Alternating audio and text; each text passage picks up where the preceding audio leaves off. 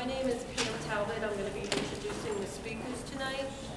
I am a parent in Connecticut District, and people always ask me how I got involved in this, what I do, why am I doing this, what am I here for, and I'd just like to start with a little story about a very sad day in my life. Once upon a time, there was a third grader who came home and decided to tell her mother that it would be better to move to Iraq because girls in Iraq didn't have to go to school.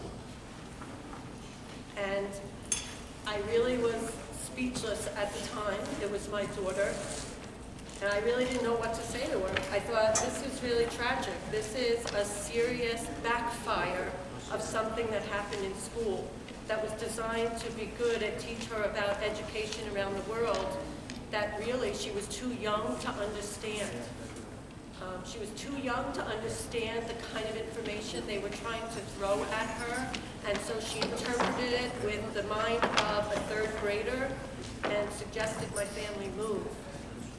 So this is no fairy tale in this Once Upon a Time story. It's really a pretty tragic series of events that happened on and on. I think it's a sad day when our childhood is turned black and white in kindergarten and first grade instead of color. There's a lack of play. There's a lot of worksheets and dittos at very early ages. I also happen to be a speech-language pathologist, so I look at the level of some of the language and the logic and the reasoning that's coming home at very young ages, and I'm disgusted beyond belief. I work, APPR does not affect me. I'm in private practice and I consult in the school and program development, so it's nothing to me how teachers are scored, but I see children in special ed really suffering. And I'm frustrated when I hear parents in the community say, my child's doing fine. You know what? My child is doing fine too. My child is mastering. Both my children are mastering the Common Core, but it's cost them their love of learning. And for that, I stand here and I fight for the lives of our children and our public education system. So I'd like to introduce our first speaker. And let me just read it so I don't get things mixed up.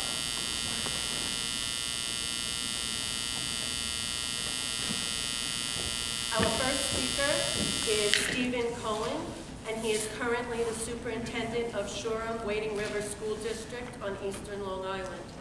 He's in our panel tonight because he knows from firsthand experience, teaching in both public and private schools for over 30 years, that so-called education reformers do not seek the same high-quality education for your child as they insist upon for their own. Steve knows that those who promote education reform would never subject their own children to such reforms, thus indicating that education reformers do not really intend to improve public education. Today, a group of wealthy individuals is spending enormous amounts of time and money trying to eviscerate public education in New York and throughout the nation. Steve believes the struggle over high-stakes testing and Common Core standards is but one facet in a much broader struggle in America today over whether our nation shall remain one in which ordinary people hold ultimate authority, or whether our nation is to become one governed by a small group of wealthy individuals. So I'm going to let Steve speak for himself on this. Thank you.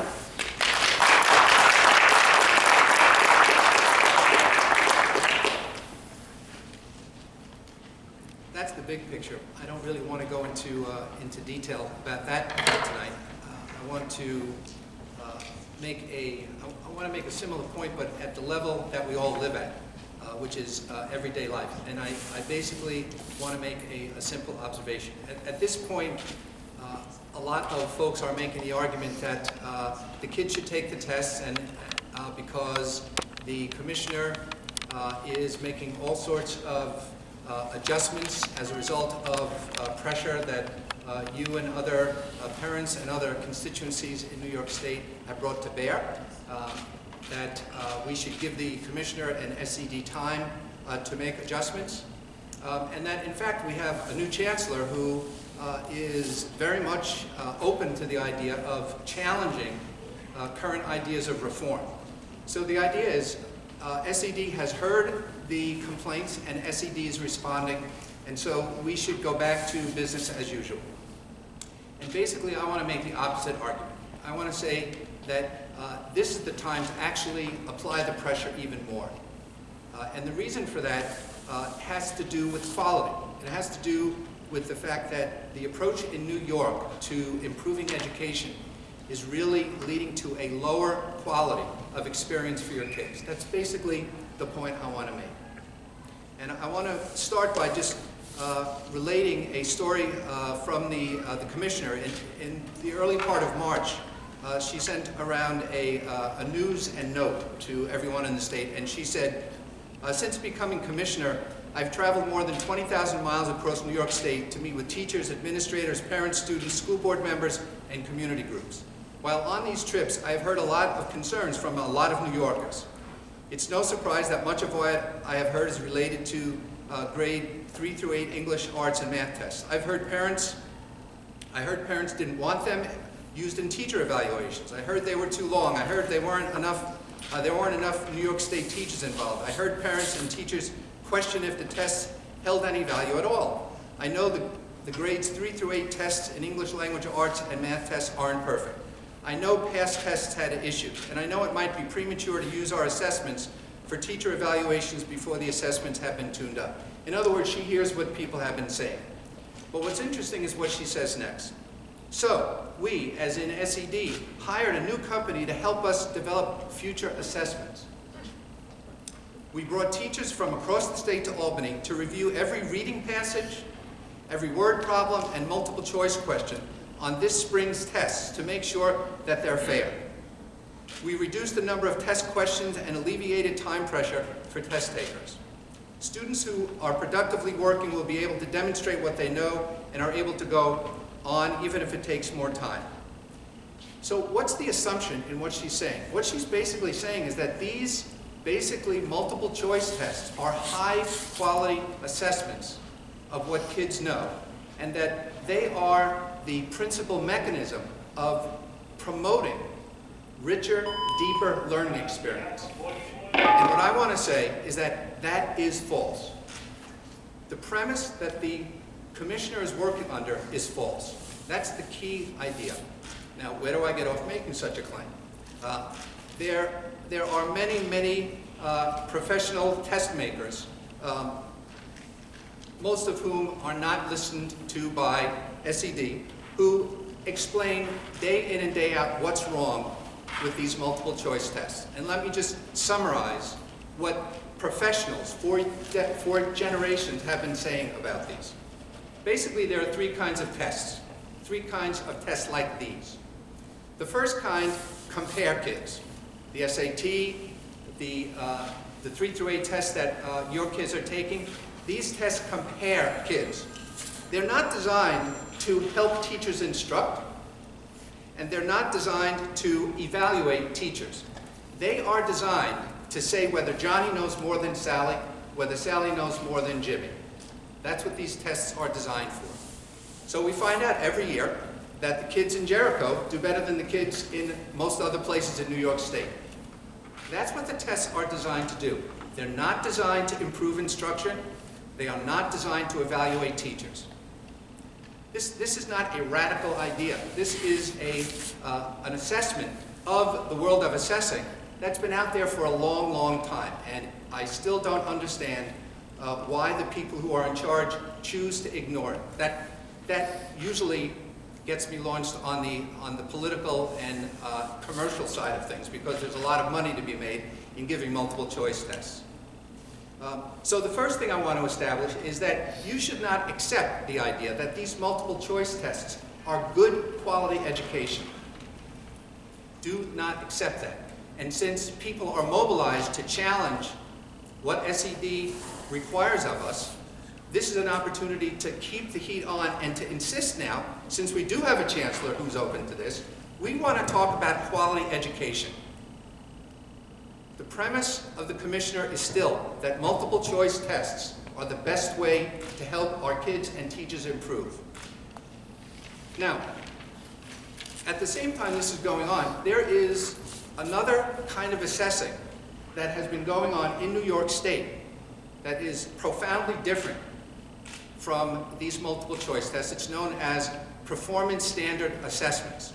They're basically assessments that are much more complicated to design and to implement because it takes place over a long period of time. They basically are based on the idea that if you want to know if a kid knows American history, you let them do American history.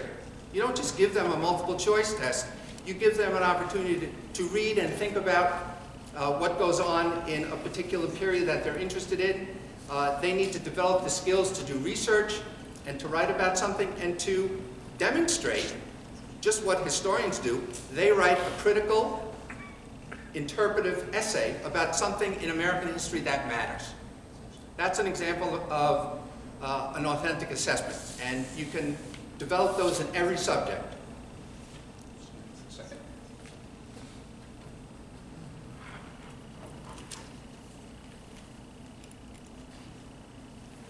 For about 20 years now, strangely, the State Education Department has allowed 30 or so high schools in New York City, mostly in New York City, to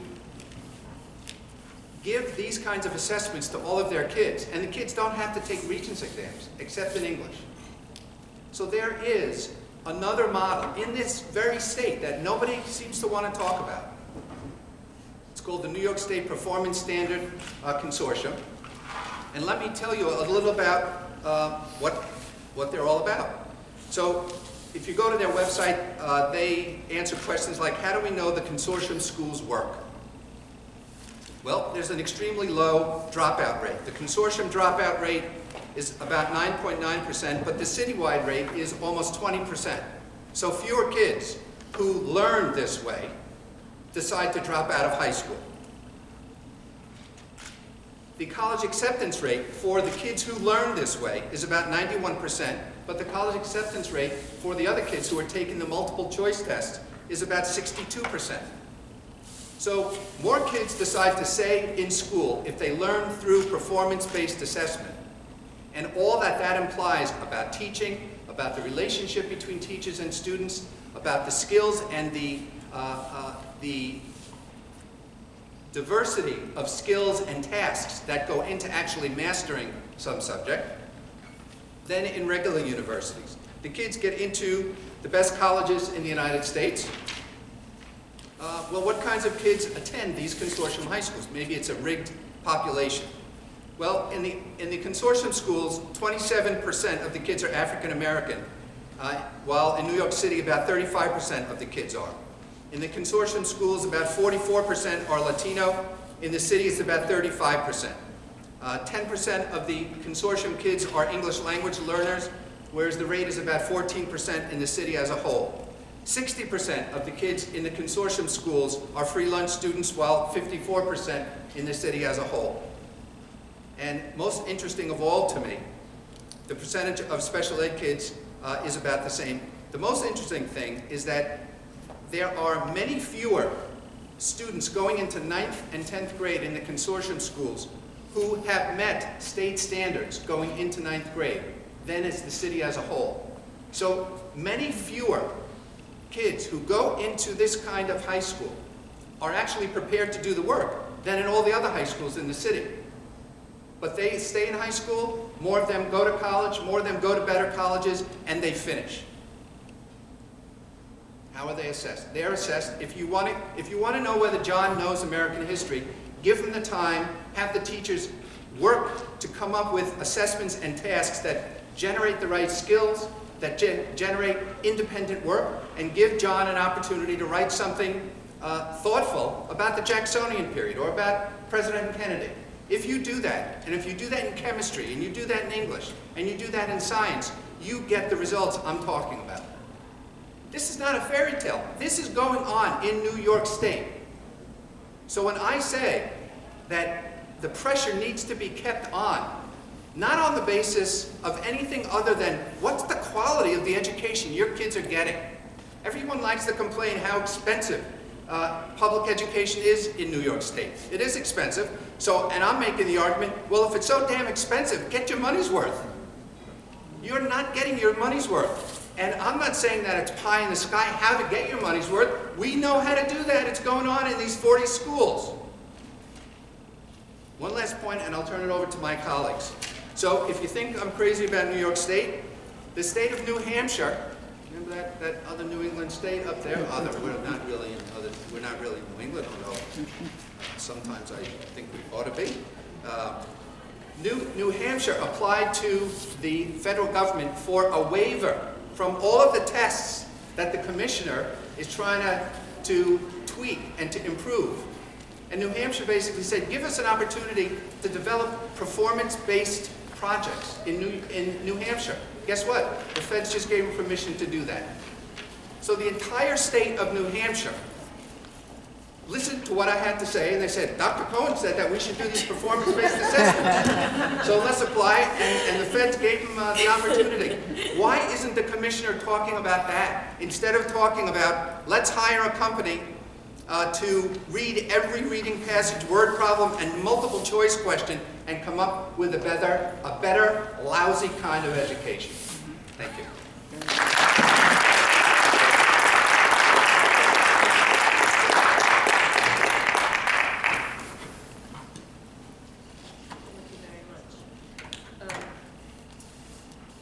We're in a sad day in education for a lot of reasons. I go into public schools trying to get children with special needs integrated into regular classrooms. We've made miraculous gains over the last 15 years to be able to do that. And it's a sad day when I walk into a meeting and a teacher says to me, please don't get that child placed in my classroom because my score will go down. It's unacceptable.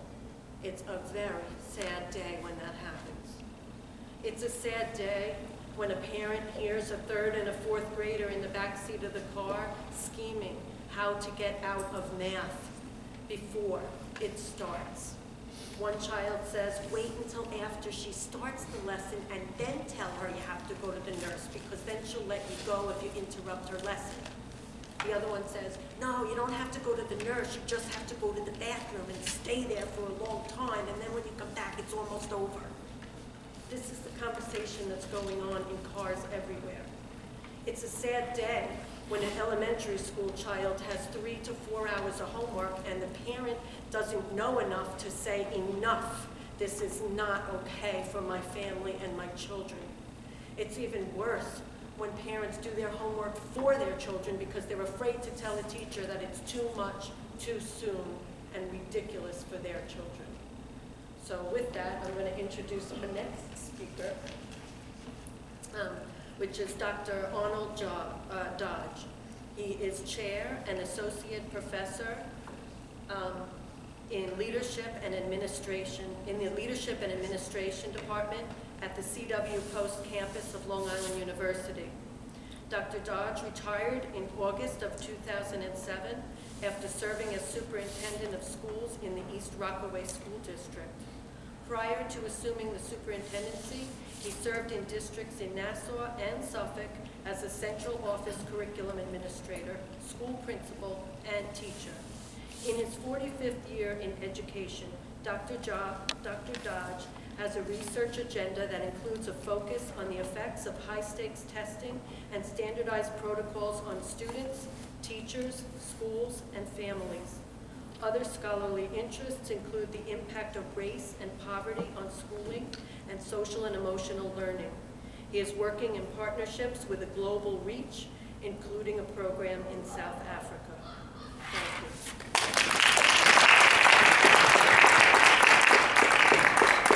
you. Thank you. The relationship that I have with the issue of standardized testing goes back quite some time, and I just published a chapter in a book with some colleagues, and it's called Leadership Denied Principal as Compliance Officer. So I would suggest to you it's not just the teachers that are upset with this thing, but principals who actually are taught in my program who are we design a curriculum so that they believe they can go out and make a difference, and we talk about leadership and motivation and decision making, and then when they get into principalship, they're told by the commissioner, you better watch your test scores. I mean, the ironies and the contradictions just keep going on and on in this thing. And it's really, we've been at this for many years, and we know that there are people who are out there, parents and teachers, who believe there is something wrong, and some of them have given up already, says, I can't do anything about it. And you know, that's the kind of thing that I think a lot of these very powerful people would like to have happen. You know, just give up already, just do what we say. And if we know it's bad for our kids, you know, what better reason to push back than it's bad for our kids? And I troll all the time, and I know as Stephen does, for articles where they, you know, people who know what they're doing will say, this is crazy. And there was an article in this Sunday's Times, and it was called, Don't Grade Schools on Grit. And it's by somebody that you might want to look up. Her name is Angela Duckworth, and I've heard her speak. And she talks about how important grit is for kids, and perseverance, and a strong attitude. And she says, that's what we need to do. She says, so as leaders of institutions, whether they be higher ed institutions or institutions of K through 12, we need to determine that kids, you know, how is their grit factor, she calls it. Well, you know what California's done? They just made the grit factor into a standardized test. You know, just when you think it can't get any more insane, there's I'm assuming it's a multiple choice test to see what kind of grit and determination a kid has. And that's beyond, you know, imagination here, that if you thought about that, you'd say, that's a cartoon. That can't possibly be real, but it is real. So I'm going to suggest to you, and I kind of, I don't have the feet on the ground as some of the other people who here are in K-12 education now. I was for many years. So I'm more, if you will, at the theoretical or abstract level, and I don't mean that in any arrogant way, but that's been my work, is to really look at the depth of this and how hurtful it is to kids. So I actually have turned it into my presentation. It'll be brief, and it's something actually I put in an op-ed to Newsday after this, the Sunday editorial. I don't know if you saw it, but it was once again from our local paper saying, you know what, let's go with the commissioner, let's go with the status quo because that makes sense. So I wrote an op-ed, we'll see if it gets in, called the Bill of Rights for School Children. And I'm just going to share some of it. It's a little bit more elaborated version than the op-ed, but first of all, kids, I'm going to give these in terms of freedoms and rights. Freedom from fear of failure. You don't tell an 8-year-old kid you are a failure. Because I harken back to the days when I was teaching my kids to walk. All right? Can you imagine if, as you're teaching kids to walk, if they fell down, you failed? Okay? I don't see much difference in an 8-year-old trying to do his best that he can on a test, and you give him a 2. And he says, what's a 2? And he says, well, you need extra help. Because, and you know, as soon as you say extra help, and as soon as you say intervention, I don't even care if you're as young as 8-year-olds, you're going to know there's a distinction between you and other kids. Maybe the other kids have made it. Then when you get into 4th grade, you get a little more savvy about it. And by the time you're 8th grade, you know now that you're a failure. You can't do that to kids and think that you have a conscience as an adult. You know, Thomas Edison took 1,000 tries until he perfected the light bulb. Can you imagine if we told him after the first try, you're a failure? We'd be sitting here in the dark, okay? Which is a good metaphor. If you say to somebody they're a failure, we're not going to see their genius. Second one, the right to imagine. If you say to a kid, stop your creativity, put it in a box, that's not imagination. Imagination is where you think out of the box. So every time you tell the kids, sit down, take a multiple choice test, and then you also spend 3 months doing that, you sap the oxygen out of that kid's imagination. And you know, Einstein said imagination is more important than knowledge. One of the greatest, maybe the greatest mind of all time says, you know what? Knowledge is not the key, it's imagination. So what do? We suck the oxygen out of the classroom when it comes to imagination. Freedom from age-inappropriate scrutiny. You give kids some of these Common Core tests that are so beyond their reach, and then you tell them there's something wrong with you, you know, that's like you and I saying, you know what, here is a theoretical physics question, and none of us in this room know anything about that, and we're given that question, and then we can't do it, and we say, there's something wrong with you. That's scrutiny, you know, that is so unfair. It's unfair to you and me when it comes to adults, but it's shameful when it comes doing that to children. The right to play. There are so many folks who have studied the importance of young children's play, and I'll recommend to you Nancy Carlson Page's work. She has a site called Defending the Early Years, and it's a whole movement out of Lesley College, where she's Professor Emerita, and she has done fabulous work on this. In fact, she's spoken on Long Island, and she says, if you take play away, which is a natural instinct from little ones, you have robbed them of what is potentially the gifts that they need to be successful later. So when you tell a kindergartner, and we actually start this in many of our schools, we say, we've got to get them ready for the third grade tests. So do you know some schools are teaching kids how to bubble in kindergarten? How dare you do that to a 5-year-old? A 5-year-old's body, okay, that is his or her vehicle to move into life. If you tell that kid, sit down, stop squirming around, and take this bubble sheet and see what you can do with it, how stupid is that? Anybody with common sense knows when you see a 5-year-old, they want to move, and you tell them not to move. And that goes for 6 and 7 and 8-year-olds, and I would even suggest to you it goes for up to 12-year-olds. Kids want to move. There's a famous... 16? 16. 16. 60? I got you all beat. I'm quite a bit older than that. But let me suggest to you that there is a fellow named Ken Robinson, perhaps the greatest creativity expert ever, and he says that he believes that dance in schools should be as important as literacy. Because dance is where kids learn about their bodies, they learn to have social, emotional interactions with other people, they learn finesse, they learn rhythm. So instead of dance, okay, and I defy you to find any school on Long Island that has dance. I know of a few, but I'm talking about dance as an integral part of the work. So once we strip the kids not only of their just movement in class, but then we tell them the artistic ability to do things, no, that's not important. In fact, that goes so far down in the register, we won't even consider it in school. So the right to play, the right to move around is critical. All right, next, freedom. Freedom not to be reduced to a number. Okay, you and I would never take that. But when you say to a child, you're a 2 or 3 or 4, aren't you saying to that child, demeaning that child's humanity by saying, you are a number?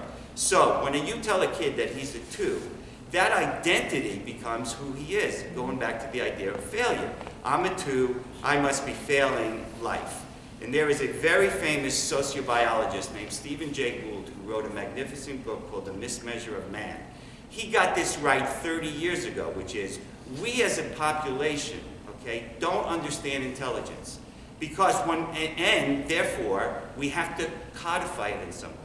We have to give it something that we can understand. So what do? We assign it a number, okay? So your intelligence is a number when you're in 3rd grade. You're a 2, you're 3, or you're 4. And he says that's a complete fallacy. We made it up. We make it up because we don't know how to rank. And the most important thing is to rank. So when we get that sheet, as Stephen said, of the school districts, and we see where they are, and we say, my district is number 2, you feel good. My district is number 17, and not so great. My district is 51. Oh my God, there's something wrong with my school district. They do the same thing with kids. How you doing? Okay, not doing so well, doing so well. You're a number. We need to rank you. All right, that's anti-human. Okay, that's anti who we are as human beings, which is we shouldn't be ranking each other. We should be accepting each other. Here's a cute one that I put together. It's called freedom of assembly, right out of the Bill of Rights. Okay, and that means you need assembly programs where kids hear music, where kids can watch dance, where they can participate and, you know, first as an audience, then get involved in it. Well, how many times now have we marginalized things like great programs for kids where they can get together, dance, art exhibits, all kinds of things, sculpture, okay? How do kids learn about the aesthetic in themselves unless they can assemble together and say, this is important for us? I remember as a kid, my assembly programs were my favorite, okay? Because we had so many wonderful things. I was a drama director in a junior high school for many years. And I can't tell you how wonderful those kids felt about being on stage and how the audience loved it and how that was building kind of camaraderie in the school. All right, the right to be evaluated by valid instruments, something that Stephen touched on, okay? If you've got an invalid instrument and you make that a high-stakes issue, you not only are making kids feel miserable, that's bad science, okay? Because if you give a third grader a reading test, and that kid does poorly on the reading test, okay, that as I said, makes that kid feel as a failure. But let's take the kid who gets a 4, and he says, and the mom and dad says, that's great, you're great at reading. The answer is, you have no idea if he's good at reading. You know what that tells you? He can take a reading test. That has nothing to do with later on, whether he's going to like reading, whether he's going to use reading as a tool. It means the kid is dutiful. And a quick study that I'll refer to was in 1985, University of Illinois came out with a study, and they followed for 20 years valedictorians. All right? #1 in their class. Where do you think those kids were 20 years later? In the middle of the pack. And what they concluded was those kids who were valedictorians were dutiful. The teacher would say, jump so high, the kid would jump so high. Look at the most famous people in our country, even internationally. Do you think they did well in school? I will bet you right now, you tell me somebody, I will tell you they did not do well in school, including Einstein, okay? So school puts you in a box, okay? If you think out of the box and you can really get a sense of, I can do better, as opposed to, I'm going to be evaluated on a test that's invalid. That's crazy stuff. Freedom of speech. Every time you tell a kid to shut his mouth, okay, you take away his democratic right, in my opinion. You say to that kid, sit down, take 3 months to prepare for a test, and that's going to be your life. That is not your life in a democracy, okay? One of the reasons I think we've got such a stifled population is these young people coming out of school don't understand you can open your mouth. Now, that's not saying you should say, fire in a crowded theater, okay? And that's not saying you should be rude. But what I'm trying to get at is if you keep telling a kid, sit down, be quiet, and take a test, you have robbed that kid of another one of his or her instincts, which is, I need to speak out about something. I think we should be telling kids, if you don't like something, articulate your opinion. I'd like to see kids in the opt-out movement. I'd like to see kids say, if we can empower them, you know what, I don't think I want to take this. And if that kid is called rude, he gets a friend. And then they get 2 friends, and then they get 10 friends, and they'll say, you know what, we're going to be articulate, we're going to be civil, but we're not taking this test because it's not good for us. The right to be a child. Children are not little adults, okay? They play, they make mistakes, they fall down, they do all the things that have to do with their growth as they get older. If we treat them like they are adults, we stultify their childhood, we make them feel as if, you know what, the mistakes, the growth that you need, the nurturements that you need is not important. Skip childhood, go right to adulthood, because we need a number for you and we need to rank you. And finally, I'll leave you with this, which is the 10th Bill of Rights. You make up one. You say to yourself, look at my kid, look at somebody who's important to me. What right did these tests take away from that kid? Thanks.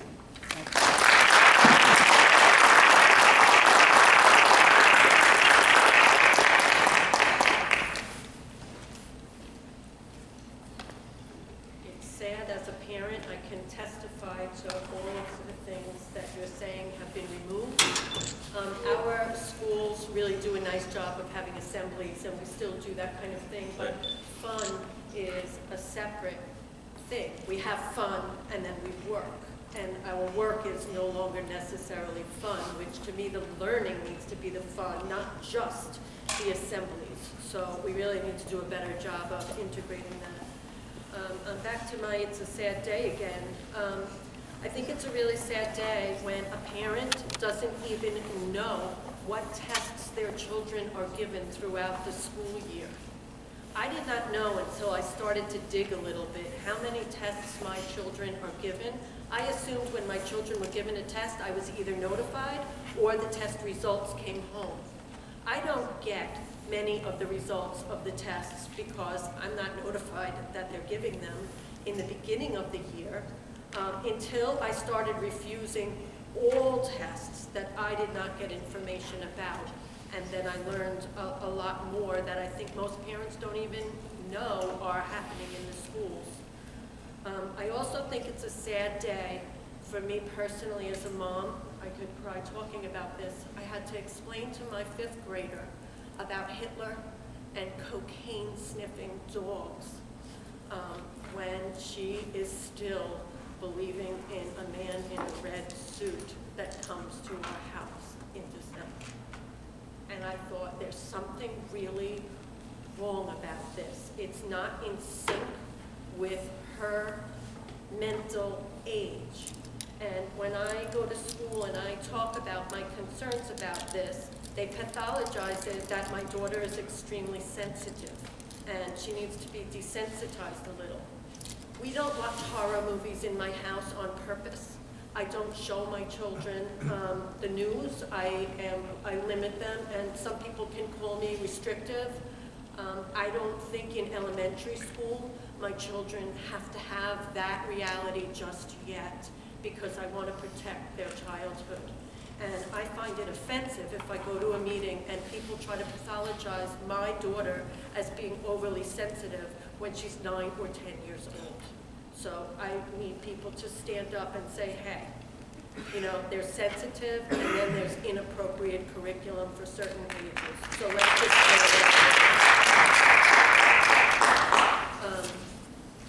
and this is the way I get out that aggression. I can come and moderate a forum and make my stories be heard. It's kind of therapy for me. So thank you for putting up with my stories, and I'm sure all of you have heard stories either in your homes or through other families in the district. And I'd just like to say one thing. If nothing else, I'm so upset at the turnout here, because I think people have just gotten tired of hearing about it. People have they want to get away from it. They feel like they're helpless and can't do anything about it. For the people that are here, please at your bus stops, talk about it. Bring up the conversation and get that conversation going again, and make people really understand what they really don't understand, even when they don't want to face it. It's horrible and it's an ugly truth, but we can't let this just be buried under. And no matter how tired you get of talking about it, talk about it some more. As Jeanette calls it, be an upstander. And be a somebody for the children who have nobody here tonight. Our next speaker is Beth Dominio, and she is a mom, a grandma, and an 8th grade science teacher. She is the president of the Port Jefferson Station Teachers Association and the chair of the NYSA Stronger Together Caucus. Thank you, Beth.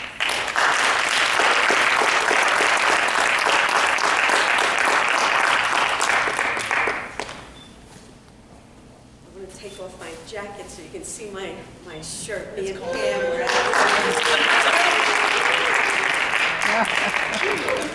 We were picketing Smith Haven Mall, where the I Refuse picket for against the Common Core. There was more than 100 people there, and my green hat from Debbie Dermondy, upstate New York, my I Refuse button from NYSE. How many people in the audience, how many of you, is this your first forum?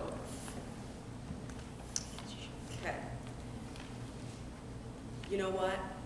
Do you have any questions? Do you have any questions at all, rather than me just talking at you? Is there anything you want to know? Either one of you? Because this is a neat time to do this. I mean, there's so few people here. I mean, if there's something, if there's a reason that you came, tell me, and I'll speak to that. And if you don't want to do it publicly, Yeah. there are those of us representatives in the district that are happy to hook you up or answer questions. Right. I mean, but if anybody would like to say something now, yes. Beth, I have a question. The tests given this year, Yes, sir. who made them? The tests that are being given this year were prepared by the same people that have always done it, Pearson. It is a Pearson test.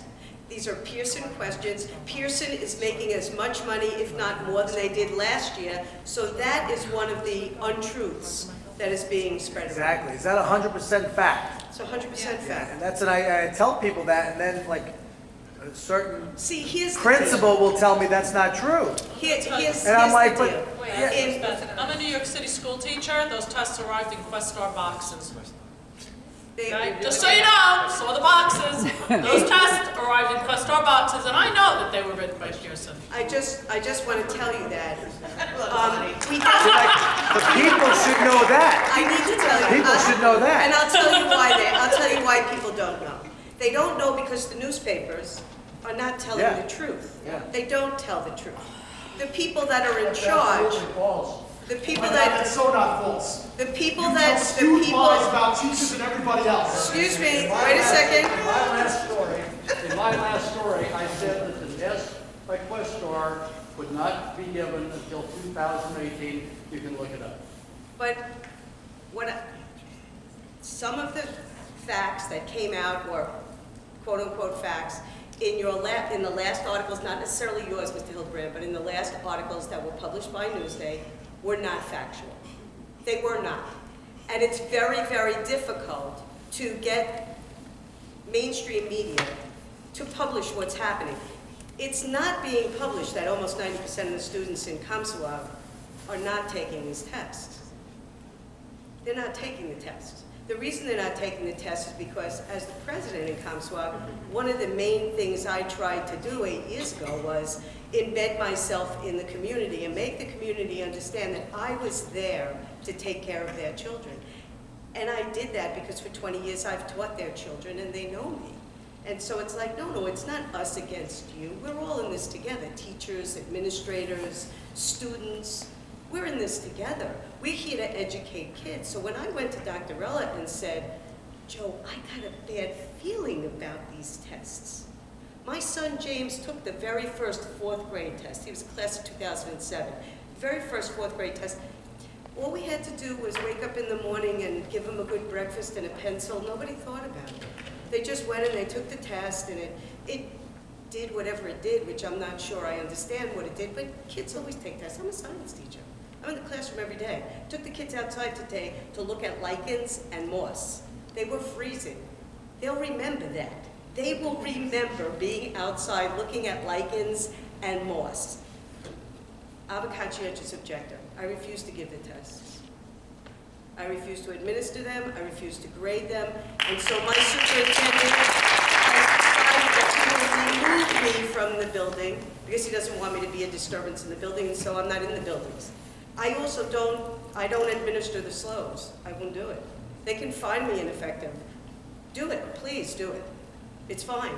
They can take my license. The state of New York can take my license. They can do that. My superintendent can fire me for being insubordinate. Do it. They're going to take funds away from the districts? No, they're not. They're not. All of these things are lies. They're not doing any of these things. None of these things are happening, but nobody's reporting that. Nobody's saying that. Channel 2, Channel 4, Channel 7, those are our news stations here in New York. You're not hearing any of this. The reason that people aren't coming to the forums anymore, as far as I'm concerned, some forums are huge, right, Jeanette? Some are very small, because people understand. I'm responsible for the 4 trucks that are traveling on Long Island. 2 in Nassau, 2 in Suffolk. Travel every day. More teaching, less testing. Listen, I know what's going on out there. I know that the numbers will be higher. Ms. Rosa, it's wonderful that Ms. Rosa is now the chancellor. Thank you, NYSE. Thank you, parents. Thank you, teachers, for working together to help change the Board of Regents, to making the Board of Regents understand that they need to stand up. Mr. Tillis was not willing to listen. He wasn't. I spoke to him personally. I'm at the Board of Regents meetings. I want to see how they're voting. This movement happened in spite of the unions. The unions would not come along. I helped write the I Refuse resolution with NYSE, BATS, Long Island Opt-out, Lace to the Top, Coalition, Stronger Together. We wrote the I Refuse resolution. It was 100% of the delegates in that room voted unanimously for this to go out, that all teachers in the state of New York will refuse to allow their children to take the test. Karen McGee came out last August 1st with a tepid response. She's been tepid at best all along. They just came out and they're taking credit, NYSET is taking credit for everything that's happened. Okay, that's all right. It doesn't matter to us. It doesn't matter to Jeanette or to myself. It doesn't matter as long as kids are protected. That's why we're here. I'm not here for my name to be in the paper. I don't care. It doesn't matter. I'm an old lady. People either know me or they don't. They either know my heart or they don't. There's my student sitting right in the audience. She's a teacher now. You either know my heart or you don't know my heart. There is no money. Nobody has enough money. Nobody has enough money to buy me. There's nothing that I want. I don't want a job for NYSET. I don't want to be the superintendent. I just want to be a science teacher. That's all I want to be, and that's what I am. That's what I grew up to be. So the reason that this movement moves forward is because I am required by New York State law to, I have to report child abuse. It's part of my licensure. And so I stood up and told Mr. King, this is child abuse. It's child abuse. Making children sit on these tests is ridiculous. I'm a science teacher. We give tests. We give tests. I don't have a problem with tests. I don't have a problem with labs. I don't have a problem with being evaluated. I have a problem with bullshit. I have a problem with bullshit. So, if in fact, when we talk about the consortium schools,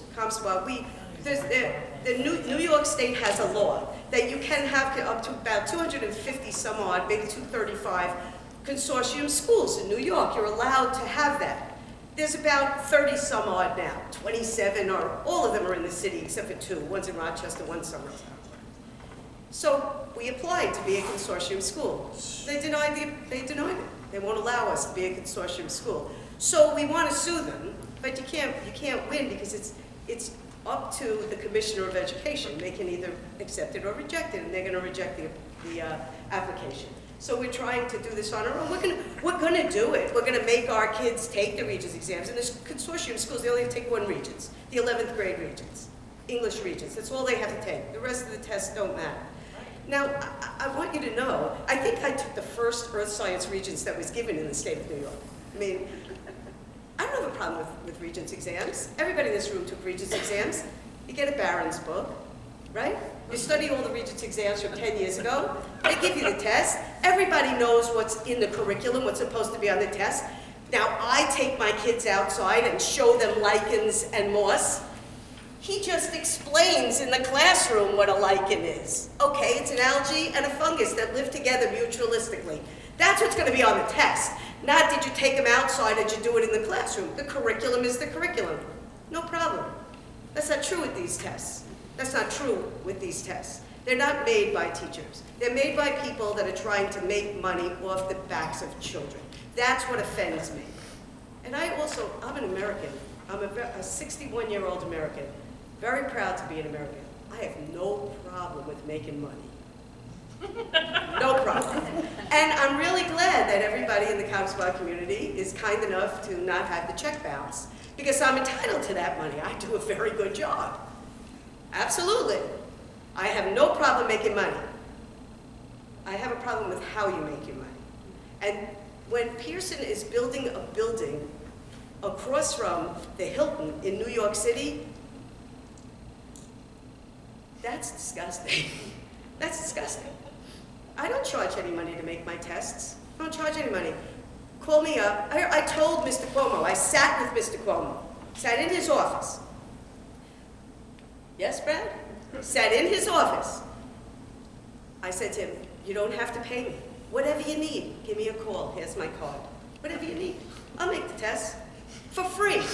I'll sit down, I'll make the test. I have plenty of sick days. I'll come up there. I'm not gonna make anybody, I'll do whatever you need, whatever you need. Have you heard from him? No, he didn't call me.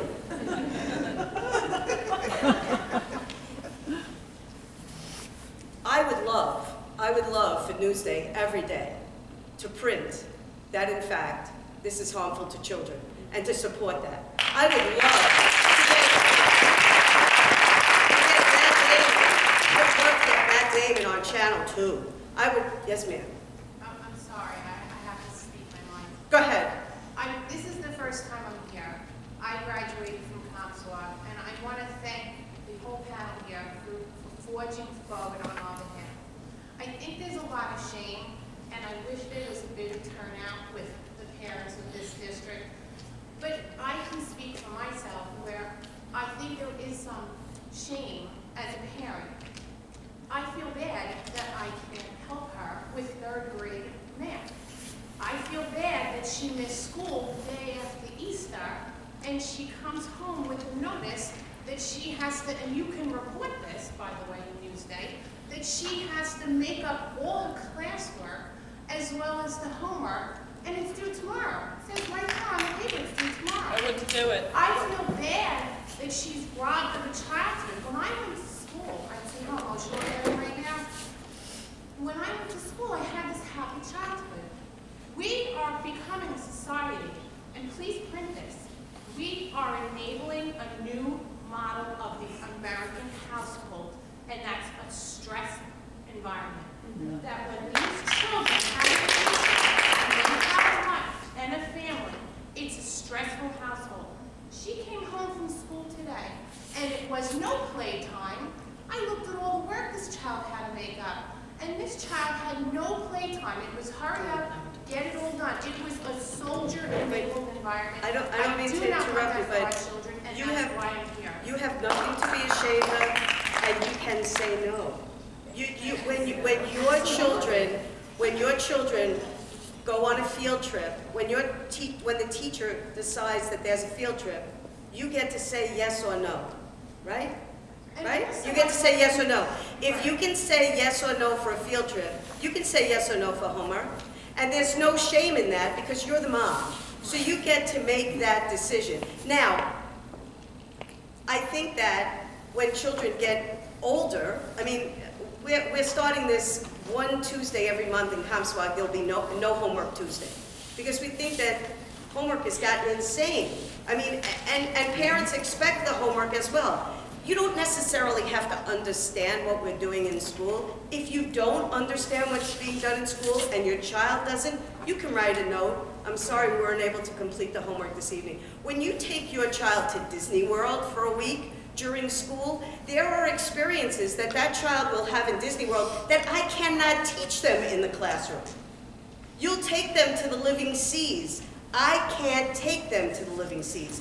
I can show them a movie about coral, but you actually took them to see coral. You can go to New York City too, to the aquarium, whatever. I'm not telling you to go to Disney, but I would love to go. what I'm saying is that we all graduated from high school. We all graduated from high school in New York. What's happening now is there are 2 tiers of citizenship that's happening, right? Citizenry. You have the very, very wealthy who have gotten wealthier in the last 40 years than they have in the whole history of this country. And they're not sending their children to public school. So if you go see Michael Myers' movie that's out right now in the theaters, it's amazing. He goes around and he claims things from every country that he's going to take back to America. Go to Finland, and they tell you, we got this stuff from you. We got it from you. A lot of the countries, we got these ideas from you, from the United States of America. We decided to change. Not because we changed, but what happened was that we were taught that there are experts that understand, and we don't understand. What we're doing in this movement is, this is an act of civil disobedience. We're saying, no, you don't understand. You don't know my child better than me. I'm not just turning my kid over for you to do whatever you want. That's what this is about.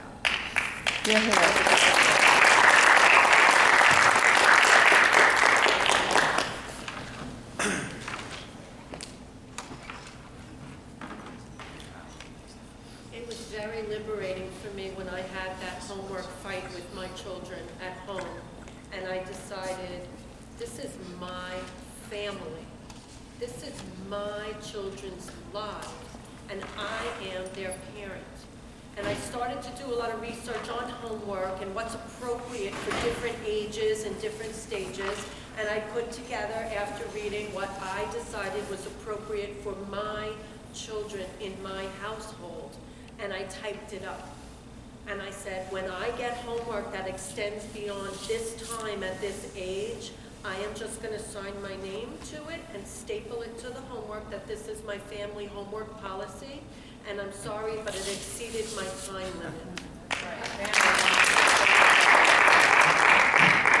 I've only had to use it a few times because my teachers really know how I feel from the very beginning of the school year. Thankfully, I've been okay with that, but they respected me for it. And I was terrified to send that in the first time. Terrified, because I'm not a rule breaker. And this whole opt-out, everything is making me be a rule breaker, and I don't like that. I don't like that I have to disobey people to stand up. But when I thought about how things might change in the future, and these are my children, and right now are their formative years, and I will never get back that family time with them again. I'm a single mom. I'm working my tail off, that I only have a limited amount of time to parent my children, and they need that more than whatever homework comes from their school. So don't be afraid to write your own family homework policy, and if it's not accepted, we'll start to defend you there too. Could I make a point about the Yes, homework? please. Arnie Duncan sends his kids to a private school in Chicago that doesn't start homework until 3rd grade. And families are having wars with their children because they think their kids have to have that done, and it's ruining our families. Okay, sorry, I'm not really one of the speakers tonight. Okay. Our next speaker is Bonnie Buckley, and she is a mom of a differently able daughter and college-age son. She's a former PTA president several times over, special education advocate, and teacher whose main focus right now is attaining an alternative pathway to a diploma that doesn't punish our special needs children or disenfranchised children that are not academically inclined.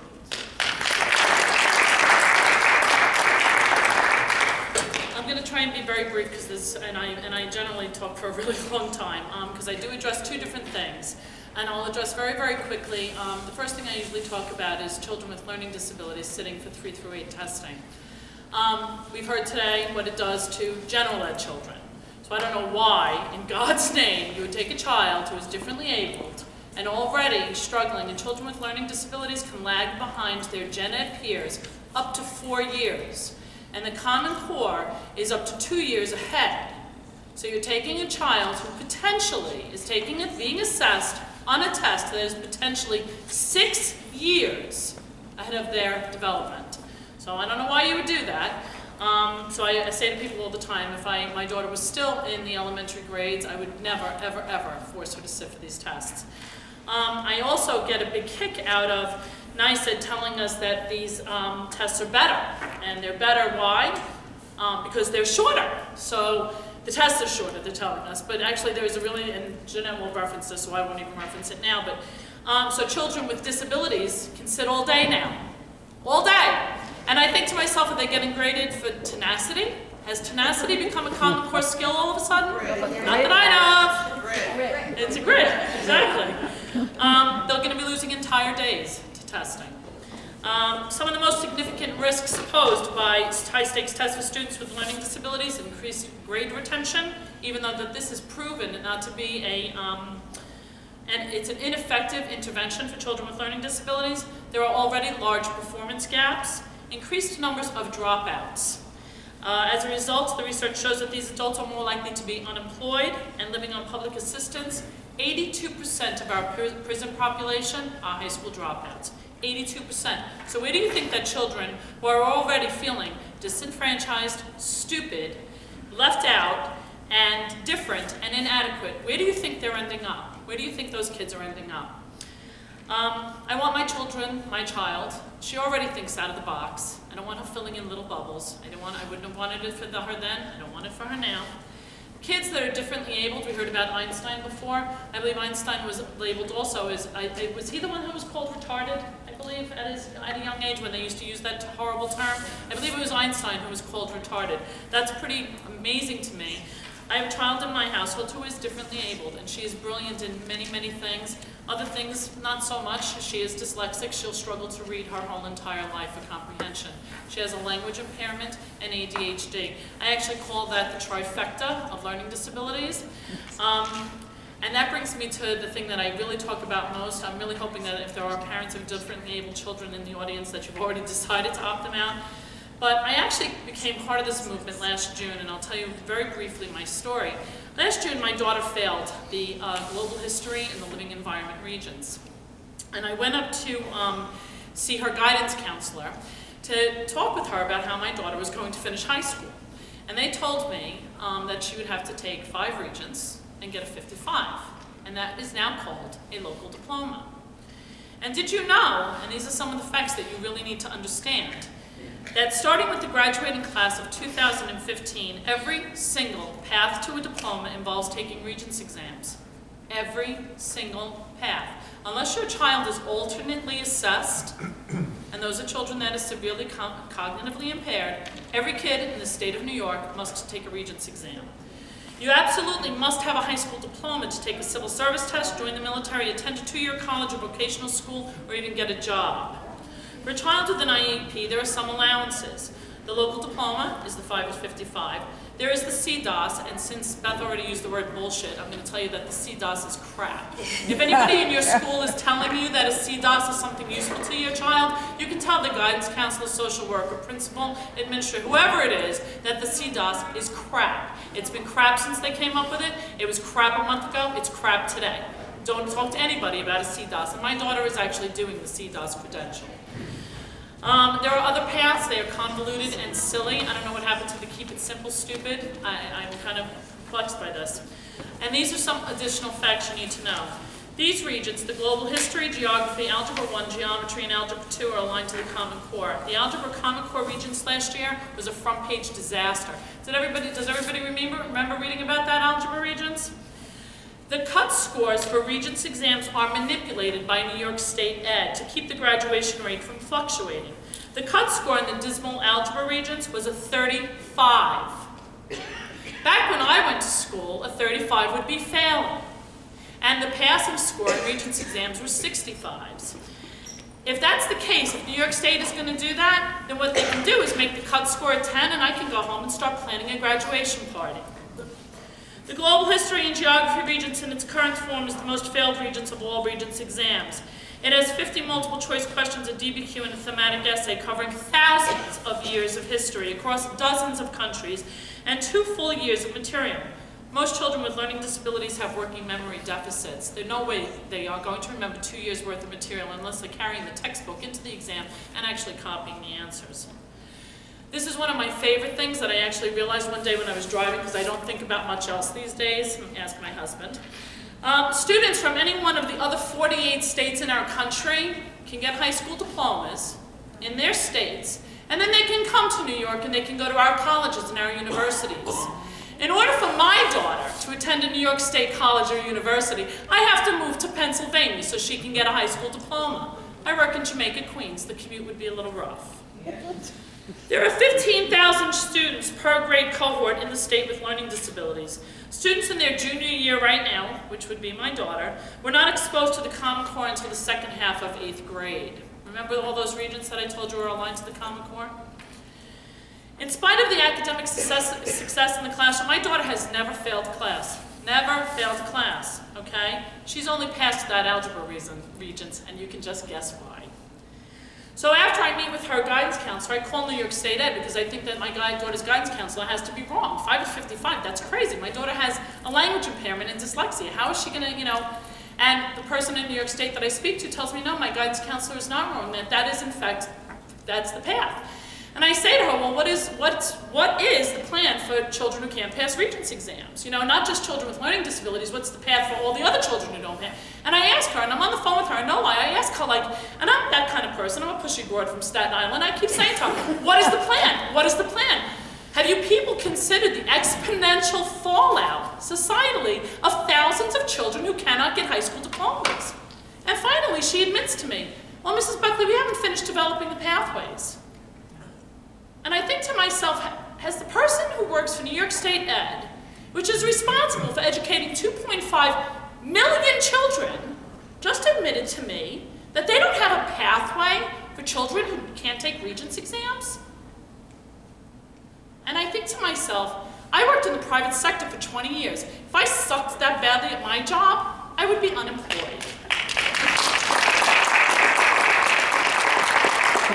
So then, I then I start to think to myself, what about all the other kids that just aren't academically inclined? And I think about when I went to high school, and I think about the guys that I knew who could build cars out of parts they found in the street. Okay? And I think about the girl I knew who used a camera that didn't digitally focus itself, that she had to focus, and she actually had to know about apertures and all of that, and she could take these photographs that were magnificent. She was an artist. And I think about the girls I knew who could do hair and nails from the time that they were 5, and all their friends would go over to their houses. And then I think to myself, and I mull all of this over, and then I also think to myself, in a civilized society, I love the man who gets up and takes my garbage. Love that man. I think he's a hero. Hero in my world, who carting away those garbage pails. I think my mechanic is brilliant.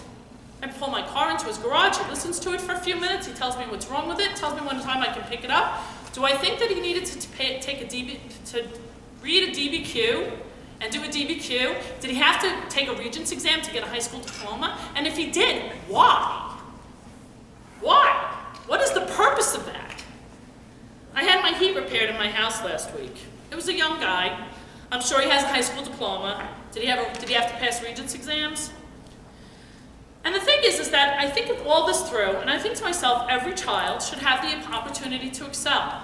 Every kid in the state, at their level. Not every child is intended to be a brain surgeon, attorney, accountant, or politician. Teacher. When did we start pigeonholing children? Who thought that was a good idea? And is he currently the United States Secretary of Education? Who coincidentally sends his kids to private school? I don't know how John King got that job. I honestly don't. I think that any politician who voted yes on that needs to be voted out of office as quickly as he can. So after all this happens, because I am this mom, I am this person, I burn up the phone lines. I call everybody. I call Regent Tillis and I meet with him. I meet with him 3 times and I will never ever do that again, okay? I start a Facebook page. If you're not on my Facebook page, please join us. It's called the Multiple Pathways for a High School Diploma.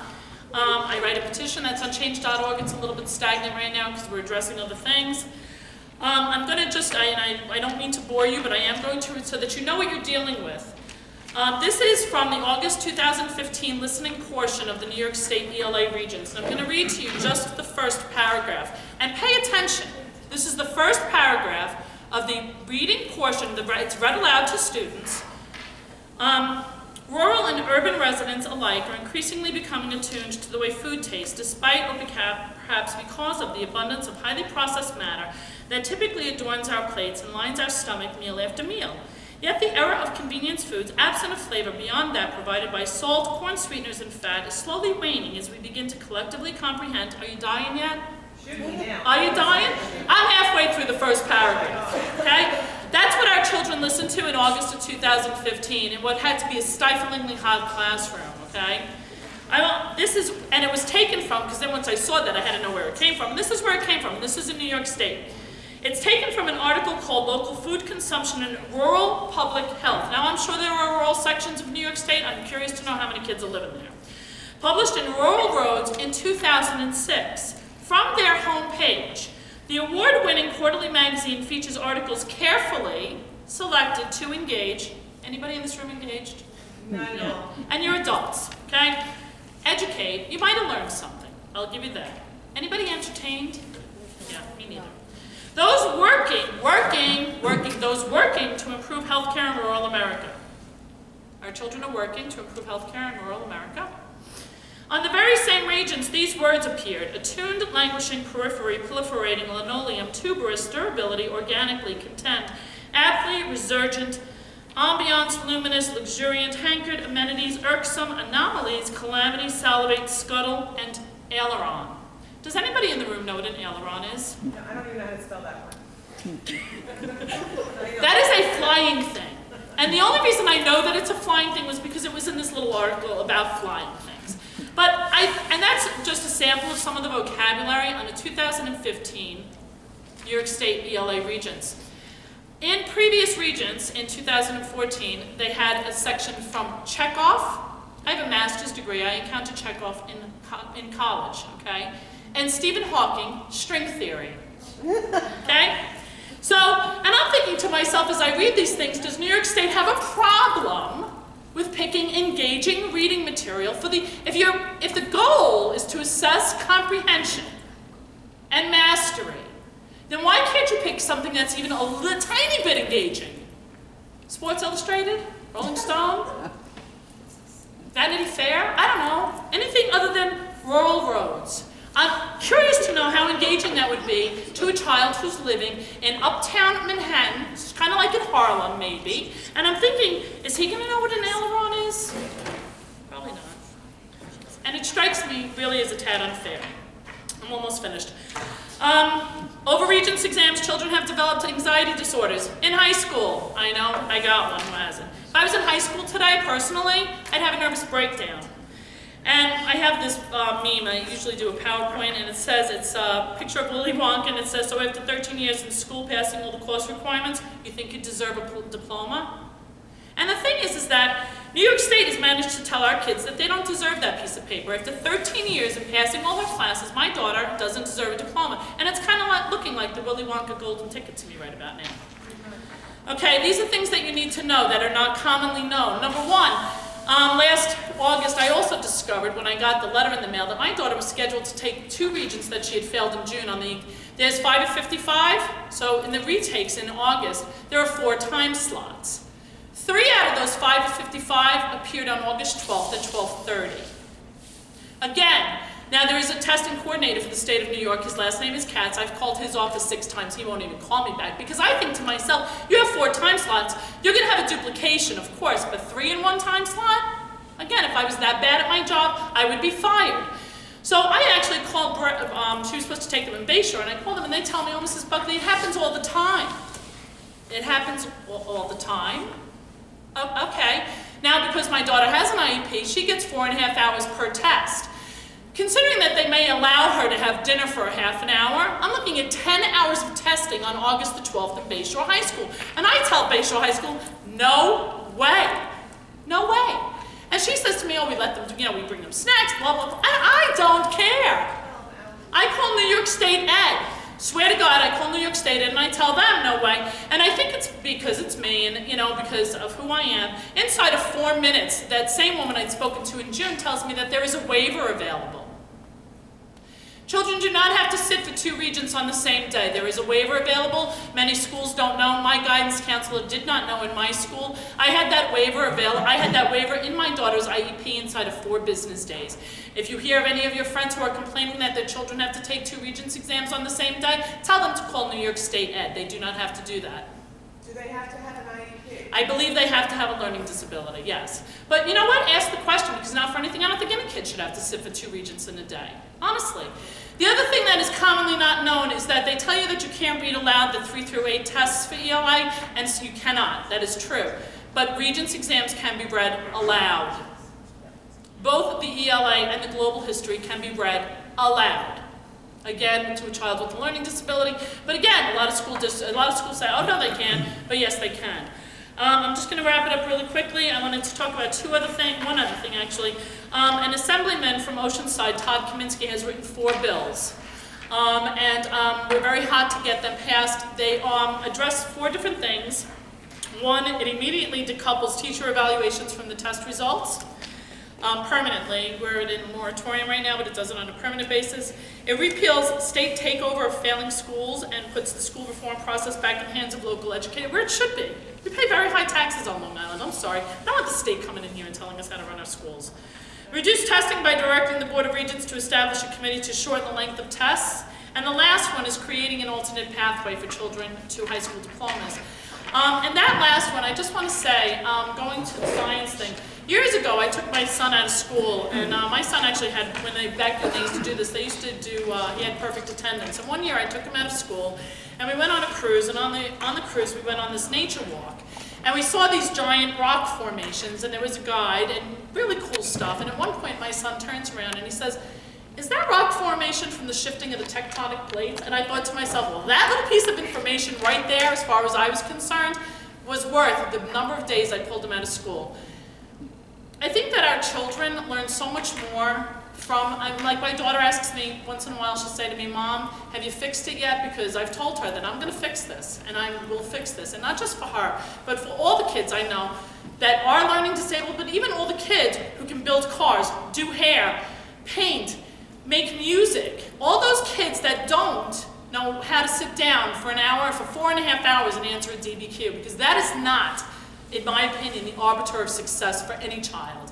So, thank you all for listening to me. I know I took for a really Are the tests truly decoupled from teacher evaluations? With this legislation, I believe that is the goal. Will the test truly be decoupled? Right. Yes. Well, Kaminsky- the Kaminsky's legislation at this point in time. No. Oh, no. No. Well, the state tests, but they're using local measures. Like in my case, it would be a MOSL. It's a measure of student learning, and it's administered in our building. I believe the SLOs are done out here. But the teachers are still going to get a score. Absolutely. It may not be used, Absolutely. Oh, yeah. for employment purposes, but they're going to be public scores that Yes, parents are going to yes, have access and we don't to. know in 4 years whether or not those scores will come back to reflect on the teachers in their evaluations either. So They're it's all- talking, it's- they're talking about a look back. Yeah, I'm sorry? They're talking about a look back. nothing has changed. So And they're no, talking, in and other that's words, what I'm trying to say, there's nothing yeah, really. well, Nothing they has want changed. to, First, they want to shift to an average of a number of years rather than a yearly score. So that average, once the moratorium is up, there is discussion that for a possible look back where you take Exactly. the scores from these years Exactly. and use that for the score once the moratorium is up. Right, So nothing it'll has be a changed. retroactive. Right, Yeah, nothing that- has yeah. changed. So that was actually expressed to Rick Longhurst, who was the, I think the vice president of PTA, New York State, and State Ed told him that, and then we started questioning, then all of a sudden it was like, oh, no, we're not, where'd you hear that? Kaminsky's So- legislation, if Kaminsky's legislation goes through, that would decouple. It has to be legislation, would have to be passed Yeah, to absolutely. overturn or change 3012D. 3012D still stands. Right. As long as 3012D stands, nothing has changed. Now, the test scores are still going to be used to evaluate the schools though. Schools. Yes. So the schools can still go into receivership. Yes. Because of children's test scores on grades 3 through 8. The only thing that saves schools in receivership is the opt-out movement. Yeah. Especially schools in receivership. They have to have huge opt-out numbers so that those numbers cannot be used against them. It's the only hope is the opt-out movement. Even if last year I did not have enough students take the test to get a true growth score, at my school district I have 2 evaluation scores. I have one that has the growth score that the state gave me anyway, plus one that used just local measures. Right. Parents are allowed to see both scores should they That's ask. right.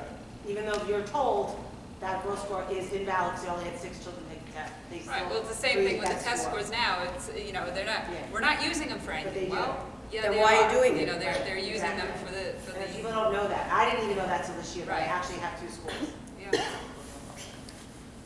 Okay, we have another speaker, Maddie. Would you like to come up? Maddie is a 4th grader.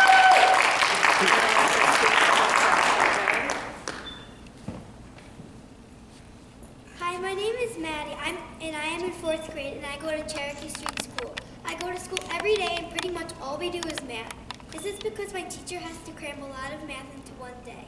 This is because of the state test. Our reading comprehension is extremely hard. We didn't get to do fun learning stuff. Before this curriculum started, I loved going to school. All the time I try to keep it together at school. Then all the stress builds up and I'm so stressed after school. My parents tell me stories of when they went to school and it sounded really fun back then. Now, not really. About the kids who don't take the test. They have to sit in the room for 2 hours and read. Personally, I love to read, but other kids, no. They can't sit and read for 2 hours. Me and my mother suggest that kids can play quiet card or multiplication games.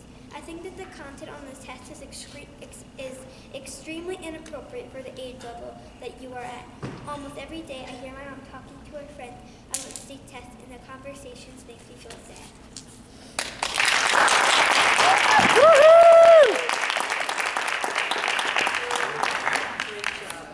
Good job. Our last speaker is Jeanette Duderman. Everybody should know her by now. She's all over Facebook. She's all over the internet. She's in the government. I think I saw her in Newsday once. She's really like a hero, but I'll read her formal. You are a hero, really. Jeanette Dudeman is the public school parent of 2 boys aged 9 and 12. She founded Long Island Opt-Out and co-founded New York State Allies for Public Education, a coalition of over 50 education organizations.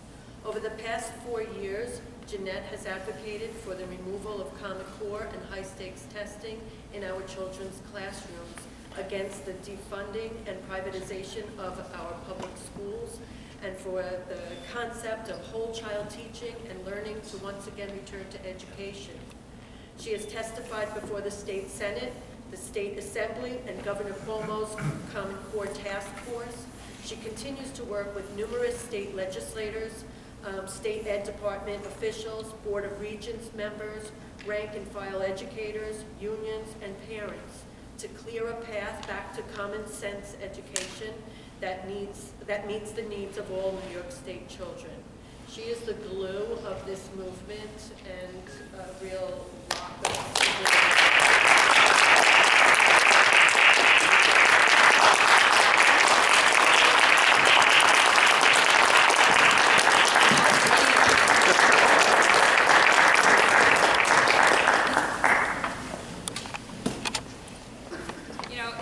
when we have small forums like this and everybody says, oh my God, nobody showed up, and I say, you know what, this is how it started.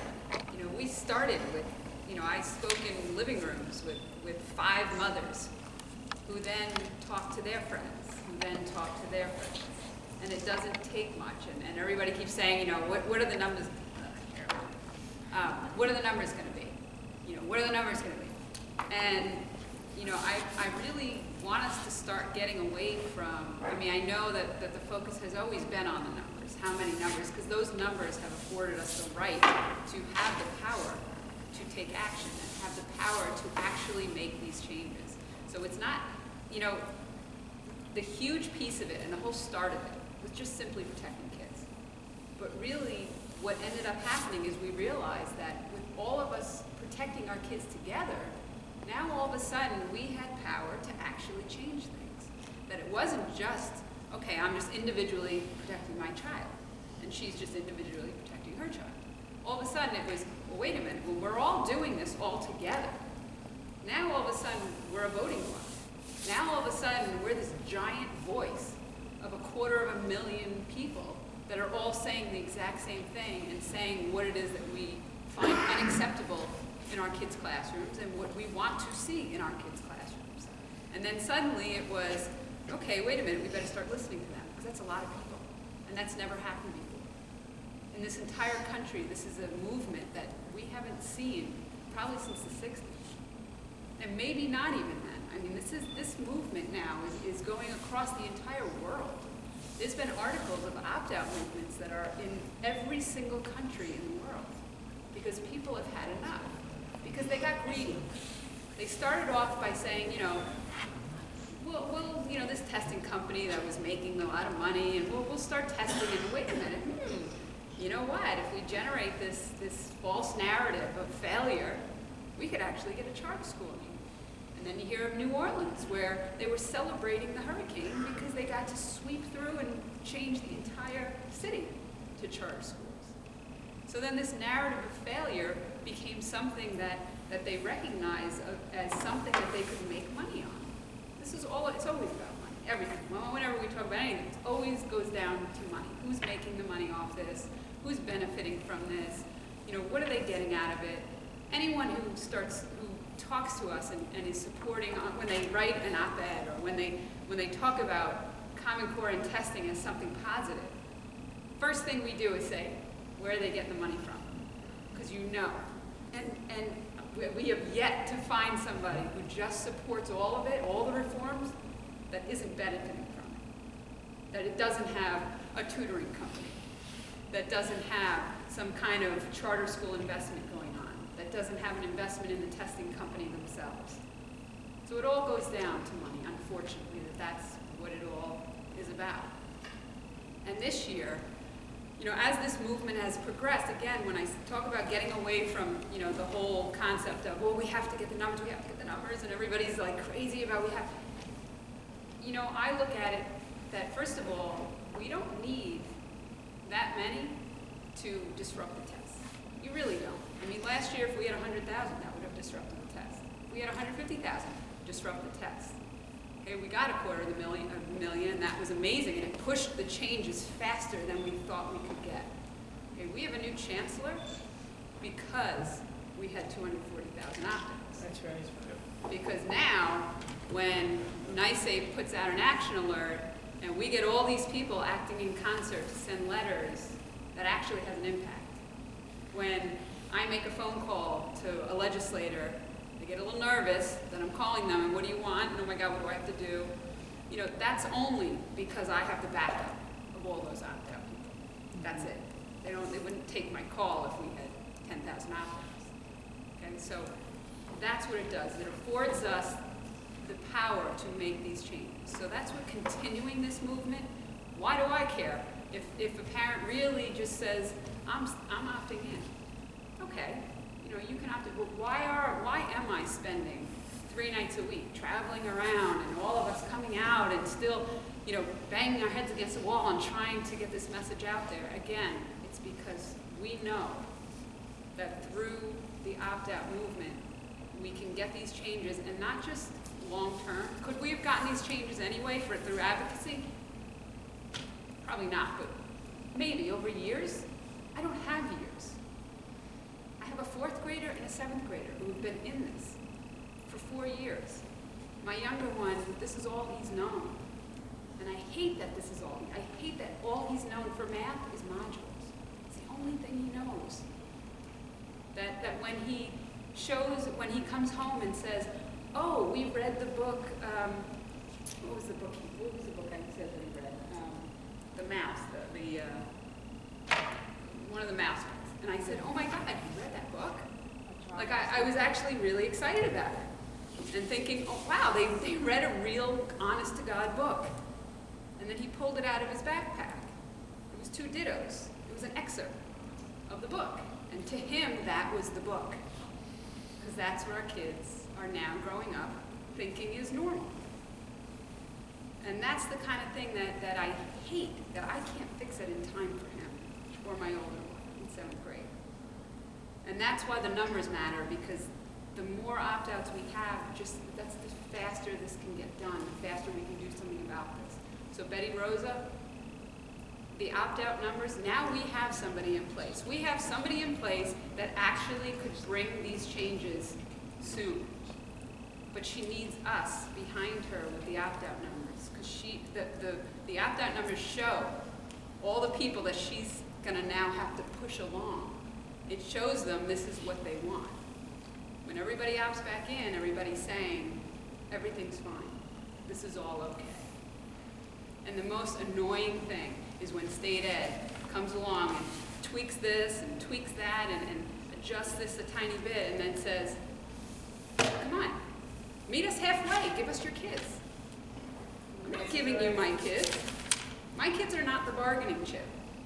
My kids are not what I bargain and make a deal with and say, okay, we'll meet you halfway. You can have my kids for 10 hours of testing. That's not the bargaining chip. The bargaining chip is I'll still keep talking to you. My kid is still being protected until this is actually changed in the classroom. Actually, my children going into their classroom and everything is different for them. That's when I opt in. And so far, there's nothing that has changed for the kid in the classroom. The only things that have changed is the conversation, the discussion about it, the acknowledgement that everything's a mess. That's what's changed, but nothing actually for them in their classroom every single day when they go in there and they're opening up the modules and they're doing their test prep packets and they're getting ready for a 10 hours plus test. Now it could take up to 50 hours. Okay, they could sit 6 hours a day. And I associate this with like a medication. Okay, now so say there's a drug on the market, and the company said, you know, this is hurting people. People are getting really, really sick off this drug, and it's a drug for kids. So you know what? We're going to change the bottle. We'll change the label, make the bottle look different. Can you take it now? Or what if we change the dosage? yes, it's hurting kids, but maybe if we give them, you know, if they take like a milliliter less, it still hurts them, but maybe not as much. Okay, now you should have your kids still take it. Then they're going to have a panel to study the drug. And the panel comes back and says, they're right, everything is a mess, it's bad. It really, we get it. We get it. All these things this needs to change, this, you know, this is hurting people, the ingredients are wrong, everything's wrong about it, the side effects are horrible. Okay.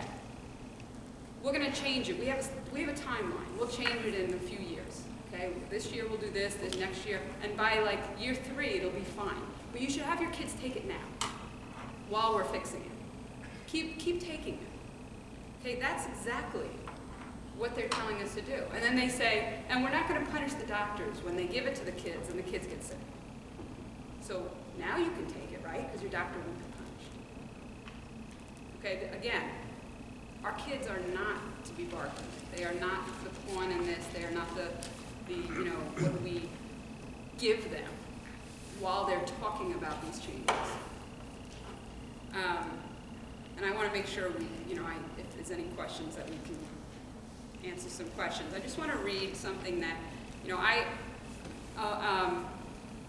you already talked about the Kaminsky bills. It's another very important thing. We need to get this legislation passed. None of this stuff can permanently change unless those bills are passed.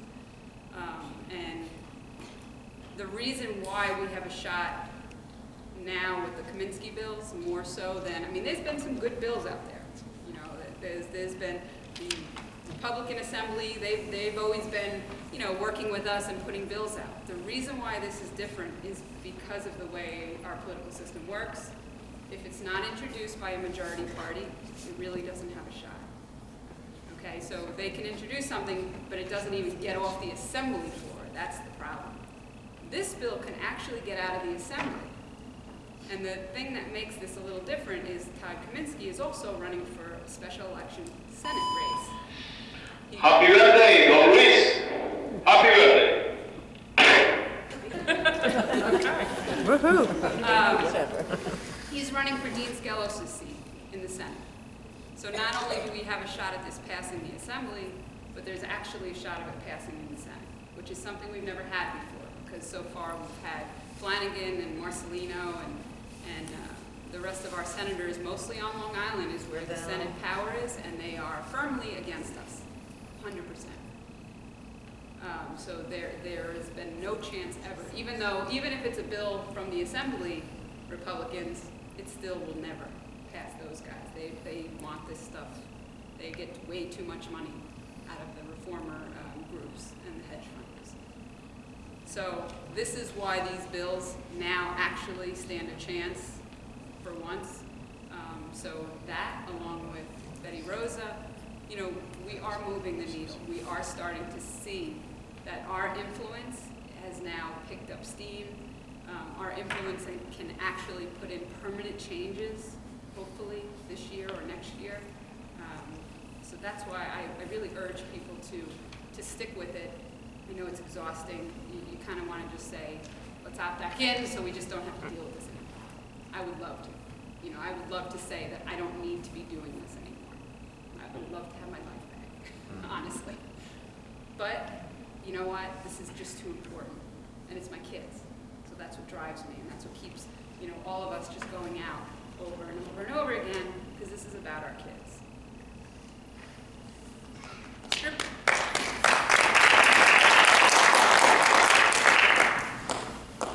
I get, around testing time, I start getting anonymous messages from teachers that talk about the experience in the classroom that they are afraid that parents will never know about.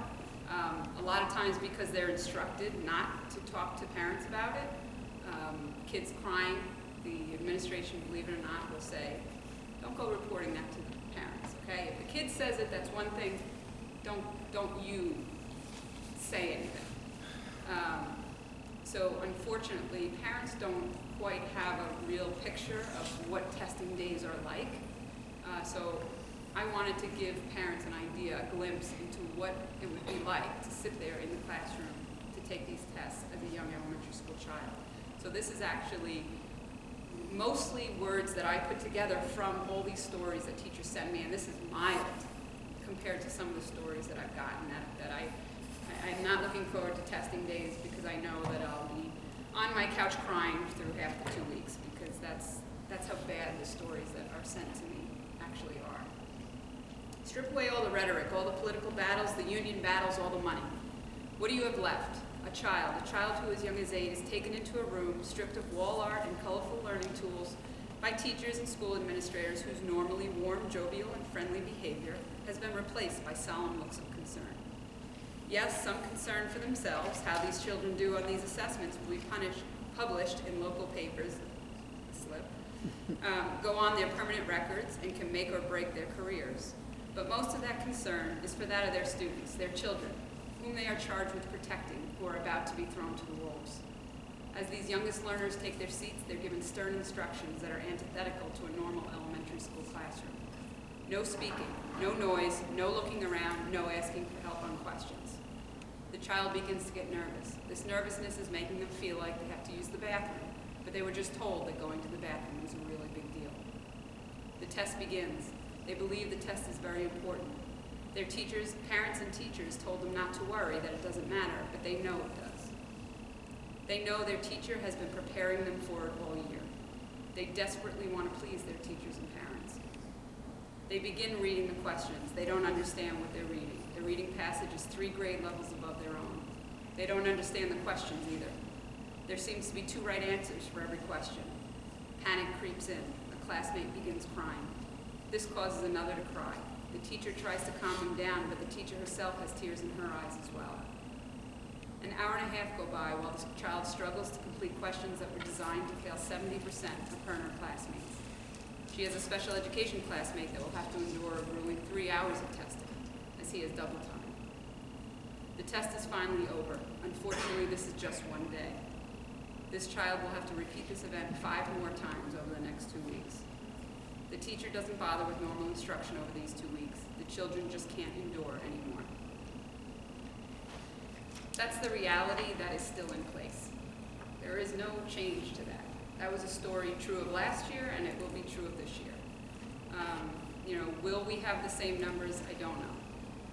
My guess is that threats and fear and people listening to Elia's toolkit saying that everything's fine now, tests are very different. I've actually seen letters from administrators from all over the state that have said things like, this is totally different.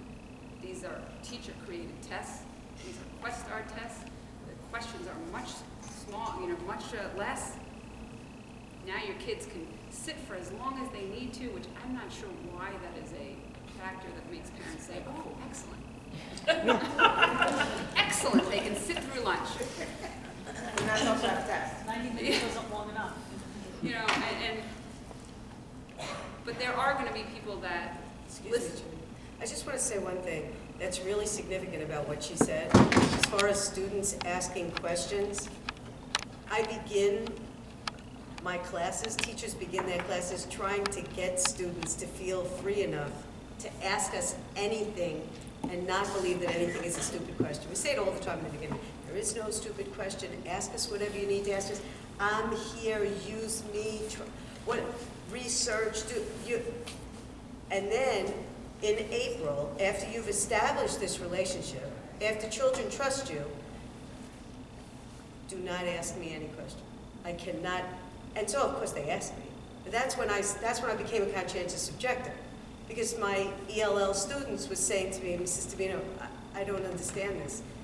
And usually I would speak to them in Spanish, and I would help them understand what was happening. I said, you can't ask me. But Mrs. Davino, I can't answer you. I can't. That was the piece that stopped me from administering the test. I could not answer my students' questions. That's completely antithetical to what a teacher does, the relationship between teacher and student. My sister is a special education teacher, and that was kind of her breaking point too, is when you have special education students and you are used to, even on classroom tests, helping when they have a question. And when they say, can you just explain that, I just don't understand what this means, the teacher normally would lean over and say, yeah, let me explain it to you. Not give them the answers, but help explain what it's asking. Because again, are you looking to see what they know, or are you using this test for something else? And obviously these tests then, this is not, a test is supposed to be for a teacher to determine what the child knows, how they taught, how, and see the relationship, and what do I need to maybe go over more, these tests are nothing. They don't fit any criteria of why you give a test. Nothing, not one criteria. The tests don't even come back until they're in another grade. Yep. How is that informing instruction? So as a special education teacher, when her kids will be sitting there taking these tests and crying at their desk, just begging her, please, if you just tell me this one word, I'll know how to answer this question. Just one word, please. And then she's crying, they're crying. And this is what we're putting these kids through.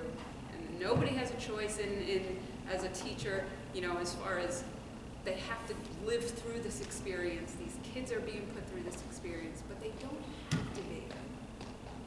And when I talk about the stories that are sent to me, let me just tell you, another thing that drives me to make sure parents know the right information. If a parent gets all the information, they sit through these forums, and at the end they say, I'm definitely having my kid take that test, fine. I have no problem with that. You have the information and you're still making that decision, I don't have a problem with that. What upsets me is the day after the first day of testing, when I get tons of, every year it happens, I get all these messages and emails and Facebook messages saying, I made a mistake, what do I do, help me. I made a mistake, I didn't realize how bad this would be, I didn't realize how my kid would react, help me. And that's the kind of thing that I just, it's very upsetting for me to say, and I've had to actually tell parents, well, technically you really have to finish that test. But now, I stopped saying that. And this year especially, with the state tests not being a factor as much as the local assessments, I'll feel a little more confident saying this, but I've said to parents, you have to do what's best for your kid. You can't worry about the evaluations, you can't worry about APPR, you can't, just, your job is your children. That's it. That's the only thing. You don't have to worry about the threats from the federal government and the threats from the state and receivership. You have to worry about your kid. That's your job. And let administrators, that's their job, to worry about that kind of thing, and the threats, and whatever happens to the schools, which nothing will happen, but that's their job to be concerned about that. Your job is only to protect the kids. That's right. What do you say to the parent who says, I need my child to get special services, and I know that these tests are not supposed to be about that, Right. but There's I a don't law. trust the It's administration There to is follow through. There is a new law passed 2 years ago that said that the test cannot be the sole determining factor for any placement decisions or services. So your kid can't be denied AIS or denied services Or given it. or forced into services because of refusing the test. So, either way, the decisions cannot be made. Now, will administrators still make the decision, say it's not because you refused, it's for other reasons, but then you need to get it in writing. And I've told parents, get it when they are being threatened like that, well, your kid might not be in honors. It might not be because of the test, but they might not be in honors. And I say, get it in writing, what the criteria is ahead of time, so you know where your child falls within that criteria. Then you refuse the test, and then if they try to go back on with that, sorry, you gave me the criteria ahead of time, my child meets this criteria. As the parent of a child with, who's had an IEP since kindergarten, and I spoke to parents all the time about this, the minute you tell a district to put something in writing about a denial of services, they're pretty much going to just give you whatever, not in a crazy way, but I'm telling you right now, parents have become much more savvy than when I first started, and I would meet parents, and districts would bully them over special education services. And I still see it sometimes, and I still get phone calls from parents. You ask an administrator to put something like that in writing, and it ain't going to happen. And I'll bet you that. I would put money on that. Because they're afraid, and they should be afraid, because it is against the law. and they know better. But the parents are afraid to stand up to an administrator Never and be even afraid. say that. The So- special education, and my best friend is here, and she'll tell you, I would go to a meeting with the parents anywhere, and one of my favorite things used to be when I used to do special ed, when I used to do them, and I would have somebody at a table tell me, an administrator said, well, that's illegal, and I would actually take part 200, the copy of it that I carried in my bag, and I would put it on the table and say, show me where. Show me where. Show me where. And they would go, and that would be the end of that conversation. And then I would say, okay, let's move it along now. Let's talk about what kind of services the child needs. The minute a parent gets a voice at a CSE and actually starts to push back, a lot of time, like, they're gatekeepers. It's their job to save money. That's what they're supposed to do. But you start to push back even a little bit, and you'll be surprised how fast school districts will crumble. And I've seen it happen. Can I add to that? I agree with all that, but I'd like to add that there's a more efficient way to address that issue. We superintendents work for boards of education. All of the things you're talking about, if you have a board of education that wants to talk about these issues, I'm going to talk about these issues. Everything you're talking about, all of those details, all of that can be public if you have a board of education that wants to discuss it. And not only is this testing season, this is budget season, this is board of election season. Right. Boards of ed have very, very broad authority to discuss all of this stuff. And it is amazing to me how few of them actually do it. And that's where the parents you have direct control over that. You can run to a board of education. Yeah, and Dr. Rella always says, you get the district you deserve. Yep. You get the board you deserve, you get the superintendent you deserve. You get the legislators you deserve. You have to So, vote. People have the power of doing it, you just have to exercise that power. We endorse now Board of Ed candidates. We endorsed 70-something last year, and we got like 56 of them on their school boards. And that's a really important thing to keep in mind as we move into this Board of Ed season, that if there is Board of Ed members that are not listening to parents, are not, they are there to represent you. They are not put in to represent themselves. They are there to represent the district. And the parents, and the superintendent is then employed by the Board of Ed. So parents have the ultimate power on the way that the district is run. So if there's things you don't like, you need to speak up. If you are not being listened to, you show up with 5 people, you show up with 10 people. And I guarantee you, the more people you have, start a petition. I started a petition really almost at the same time that I was starting Long Island Opt-out. There was, at the same time that the tests were all coming in, they wanted to combine our 3 classes into 2.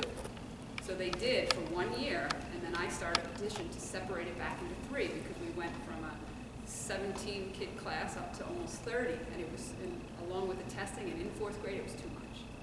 And I put a petition together, everybody signed it, we got it put back to 3 classes. And again, it was because everyone took part in it, everyone signed it, and it was fixed. And I almost didn't do it. And I think, oh my God, if I didn't do that, and my kid was kept in a 30-kid class for 4th, 5th, and 6th grade, I don't know how that would have played out for him. But thankfully, again, just recognize that if you want something to change, you just have to do it and realize that. And are you always going to be successful? Maybe not. But, you might be. So it's worth it. It's worth a shot.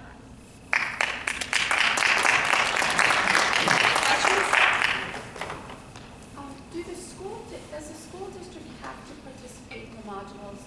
Can they do away No, they're with the voluntary. modules? It's voluntary. Yeah, modules are voluntary, and what's been annoying to me is when I met with, I've talked to and met with every single official everywhere, and every time we've spoken to state ed and all, they always say, yeah, we don't understand why districts are using the modules entirely. They really were never meant to be the curriculum. Yeah. Meanwhile, modules were, first of all, the only thing available back when they first rolled out, and the testing was there, and all of a sudden districts had to scramble to have something. They had nothing. They couldn't even make their own curriculum because they had nothing. I would just tell you this. It's dependent upon the superintendent and the administration in the building. What happens is that teachers are either directed to do something or they're not. So if they're directed to use the modules, then they'll use the modules. The modules are just a tool in my toolbox. I have a toolbox, I use a lot of different things, unless I'm directly told by a building administrator or central administrator that I must do something. If I'm told that and I don't do it, then I'm insubordinate and I can lose my job. So your question is bigger than your question. But isn't it the board, can't the board of ed? The Board of Education will determine what the superintendent does. So if the board decides not to use the modules, then they can tell their teachers or. Yes. That's exactly right. So it comes from the board. It can. Okay. Some boards leave it up to the superintendent to decide. Some boards say, you're the educator, we're not, you decide what curriculum should be. But it's a direct result of central administration and building administration telling teachers what they need to do, what they must do. If a teacher is directed to use the module, they will use it. If they're not, they might use some of the modules, they might not. But teachers that are using the modules with fidelity are actually going module to module to module. There is no deviation. This is happening in schools, absolutely. There are school districts that are doing this. And so every child, I'm sorry, I have to be here. I have no time to do this now. So, but those teachers are being directed by central administration or building administration to follow the modules with fidelity. My district has instructed the teachers to use the modules. And there are a handful of teachers that have refused to use them and have made their own curriculum in the building. But most are following the directive and are using all math. It's the math modules they're using. The English, the ELA, they've shifted out of. At this point now, 4 years in, no district should be completely using the modules whatsoever. If they use bits and pieces, I don't have a problem with that. Because then they're choosing parts that are okay, parts that are not. But the modules are so poorly written. And every education expert that I work with, which I work with a lot, have gone through these things and have reported that they are poor teaching materials. And so using them entirely exclusively. Very cheap. They're You don't very have to spend poorly- a lot of money on material, and when it's budget time, that's what they go for. Yeah. I think some of them used it because they thought the modules would get their kids Yes, better scores. that's another- And that's not yes. the case, No, because it's not. there's a district I will not mention, but I was in dialogue with, and they were very faithful, and they tweaked them, they fixed things or whatever, but they really stuck to the modules the first year, and were very disappointed in the scores, and they were very gung-ho, Yeah. Common Core district, and, they stuck to it, and they were disappointed, because it's no prediction on the test. No. And and again, I'm a speech pathologist, I'm appalled. I sat and did the preschool, I started with the preschool standards when she asked for input, and I just got through those. I couldn't go any further. It was so tedious to keep writing they're 2 years above grade level, the age level 2, but if they can't do it independently, it's not appropriate. We still have these standards. We have the standards, and I have a high schooler, she's doomed. She's a 10th grader, she's the victim, she's the first class that must take all those regencies, never had an option. And you know what? It's been a nightmare. And I'm saying to myself, I've lost a kid in math and also in science, because it's carrying over into science, into chemistry, is tons of math. Math is the language of science. I've lost it. If but you know don't what? understand math, you can't do But science. the kid can write, and she's a social studies English kid, but you know what? In the end, I'm worried about college, because now the SATs are aligned too. We're sort of schools are doomed. You requiring can do all this SATs. stuff, but our high school kids, and your daughter, my daughter will get a Regents diploma, but our kids are sort of doomed when you're talking about other states not using the same tests as a criteria for college entrance or for. One of the suggestions we've made, part of the movement on it, the federal government is very, very clear on this. They require exit testing in ELA, math, and science. The federal government does not require that testing be attached to graduation or diploma requirements. New York State made that decision. So if they separate, we've suggested this is a very quick fix for them. Separate the Regents requirement from the diploma requirement, and we're done. Well, if the But Regents the reflected federal the government doesn't coursework. any longer require these kinds of tests. There are now 7 states that have Colleges don't even waivers. care about these tests. And then, yes. Well, you know what it used to be? I took the Regencies. You knew what to expect. You had 100, you got 100. You had a 70, you got a 70.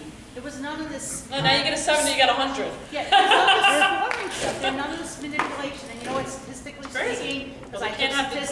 graduation rate's flat. That we've had this for 3 years. There has been statistically no improvement in the test scores, so it should tell them something, that you don't make a test score 70% of the fail. There's a very big difference between the regions when I took them and these regions. When Yeah. I took the regions, it was something called a criterion reference test, which Yes. meant every kid in New York State could pass. That means you That's master not the what these curriculum. tests are. Because These they tests- test the mastery of a curriculum and not testing the mastery of who knows what. You should take a But look the at result, every, the result of the fact that it is no longer a criterion reference test means that poor kids suffer. Jericho is never, ever, ever scoring below the average of the South Shore of Long Island. It is never, ever going to happen. In the same way that the SAT or the ACT, which is being used by states now as an exit test, it is beyond punitive, since it is set up. That test cannot be mastered by more than half the kids, by definition. And it is related to family income. So you go state by state. I don't care how long this reform goes on. Poor kids are going to be beaten up by this. I don't care what the government does. It's not just poor kids anymore. I'm a speech therapist. We used to not be able to use certain tests. The state of California, and some of the tests that we commonly would use in New York were deemed discriminatory. And I'm really appalled that the construct of these tests is not deemed discriminatory to our minority populations. They're flat out. Just the way they word things or whatever. They're Because the tricky. reformers They're- have presented this as a civil rights issue. The reformers have said, we now have the white kids and the black kids and the Hispanic kids being judged the same way. It's really, That- but in a it's long cruel. scale, they It's really really- don't it's understand. cruel. And I don't think any of those people come from those communities, because they would be saying the language and the context of this is not related to these children's experiences, and that's part of why they, besides the fact that they weigh 3 And rates. it's not even, and the fact that New York City, for instance, has such a low opt-out rate is not because New York City, it's not just because the civil rights organizations and the ones that are the low to the ground ones, the grassroots ones are still are agreeing that these tests are punitive and not right. It's the ones that are, the larger ones that are funded by Gates, funded by, the money. Like New makes York them- State PTA. Yeah. So what happens though, tomorrow we have a press conference in New York City to address the fact that it's not that parents are choosing to opt in, it's that they are being threatened, they are being lied to. I have New York City teachers that tell me that they are being instructed to tell all the parents in there. They had an open house at one school. They were instructed to tell every parent that if their kid opted out, they would go to the next grade. The difference, simple I just want to say one thing fact. also. In New York City, there is a difference than there is in Long Island. Here, you go to your community schools. If you live in Comstock, you go to Comstock schools. That isn't true in New York City. In New York City, every child must apply to a high school. They don't go to their community schools. So they do, in fact, use the test scores from 8th grade to get into the high schools. It's not the only thing that they use, but it is one of the things that they use. And they must apply to their 5 top high schools within the city that they want to go to, which is it's completely foreign to what happens here. But Buffalo, New York City, that's what they have to do. So when I was at forums in both New York City and Buffalo, they said to me, well, what are we supposed to do? I said, well, if nobody takes the test, then they can't use that criteria. Once again, the opt-out movement is the only thing that can save your life. So you can't always compare apples to apples and oranges to oranges in New York City and here. But what you can talk about is the fact that there are schools in receivership right here in Suffolk County. And there is no test that anybody needs in this room or in Suffolk County to figure out where's the schools you don't want your kids to go to. Anybody in this room confused about which school district you don't want your kids to go to? He keeps mentioning Jericho. That's where you do want your kids to go to school. But you know where you don't. It's poverty, stupid. That's what it's about. It's about poverty. So, that's, we can dance around the issue. I was talking about money before. It's all about money. It's all about money. So, These regions aren't just failing poor kids. My son, last year, was in 10th grade. He failed the regions, Algebra 2. kid has never ever failed a test. So I got all over him, and he had to go to the review class in the summer. I pulled up to the high school where the review class was. No, I didn't pull up. I couldn't get near the school. The cars were backed up a mile. So, and it wasn't just Common Core regions, it was all of them. All of them. But it I failed all of didn't them. mean to say it's only 4 kids. I didn't mean to say that. What I meant to say, to be more precise, is that it's related to family income. There's a very, very high, so in the middle class. I'm not saying that you said something incorrect. so that- I'm saying it's affecting all of us, Yes, and yes. it's not just Common Core But tests. when your kid It's took as if the Regents is purposely trying to Right. fail our kids now. And when my kid went to take that test, it started an hour late. He had to wait on a line that wrapped around the building to get into the building. The previous commissioner said that 30% of the kids in New York State and the United States are ready for college, and they use that as the standard to set the scaled score. So SED has set the bar at 70% of the kids are not making, because they believe they started out with the premise that only 30% of the kids in this country are ready for college. That hasn't changed. All of this legislation, that hasn't changed. And I will eat my hat if at the end of this round of tests, we have a dramatically different result. If 70% of the kids are college and career ready at the end of these tests, I will resign. It is simply not going to happen. I don't care what the teachers do. I don't care what happens. It is set up so that most of the kids will be unprepared. Do yourselves a favor, if you have not taken a look at a New York State ELA or Global History Regents exam, and your children are little, do yourselves a favor. They're all online. Take a look at them. I tell parents say to me all the time, oh, my kid's only in 5th grade, oh, my kid's only in 4th grade. It took years for them to screw this up this badly. Years. So you need to really, even with your young, these Regents exams are not the Regents exam. I have a Regents diploma. And I laughed the other day, I asked my husband's a member of Mensa. Anybody know what Mensa is? My husband's a member of Mensa. He tells me, I don't have a Regents diploma. Really? Why not? I couldn't pass the geometry. In 1980, my Mensa husband couldn't pass the geometry. Now I have a Regents diploma, so I looked at him and I laughed. Superior, I had major league superiority going on there. But honestly, these are not the Regents exams you took. They bear no resemblance to the Regents exams you took in high school. None. And your children will not pass, yes, there is that percentage that will pass them. You should look at Massachusetts. Massachusetts has the highest test scores in the country. It is regularly cited as the great success story in the United States. 50% of the kids in Massachusetts do not make it. That's the best we've got in this country. That's how the scores are set up.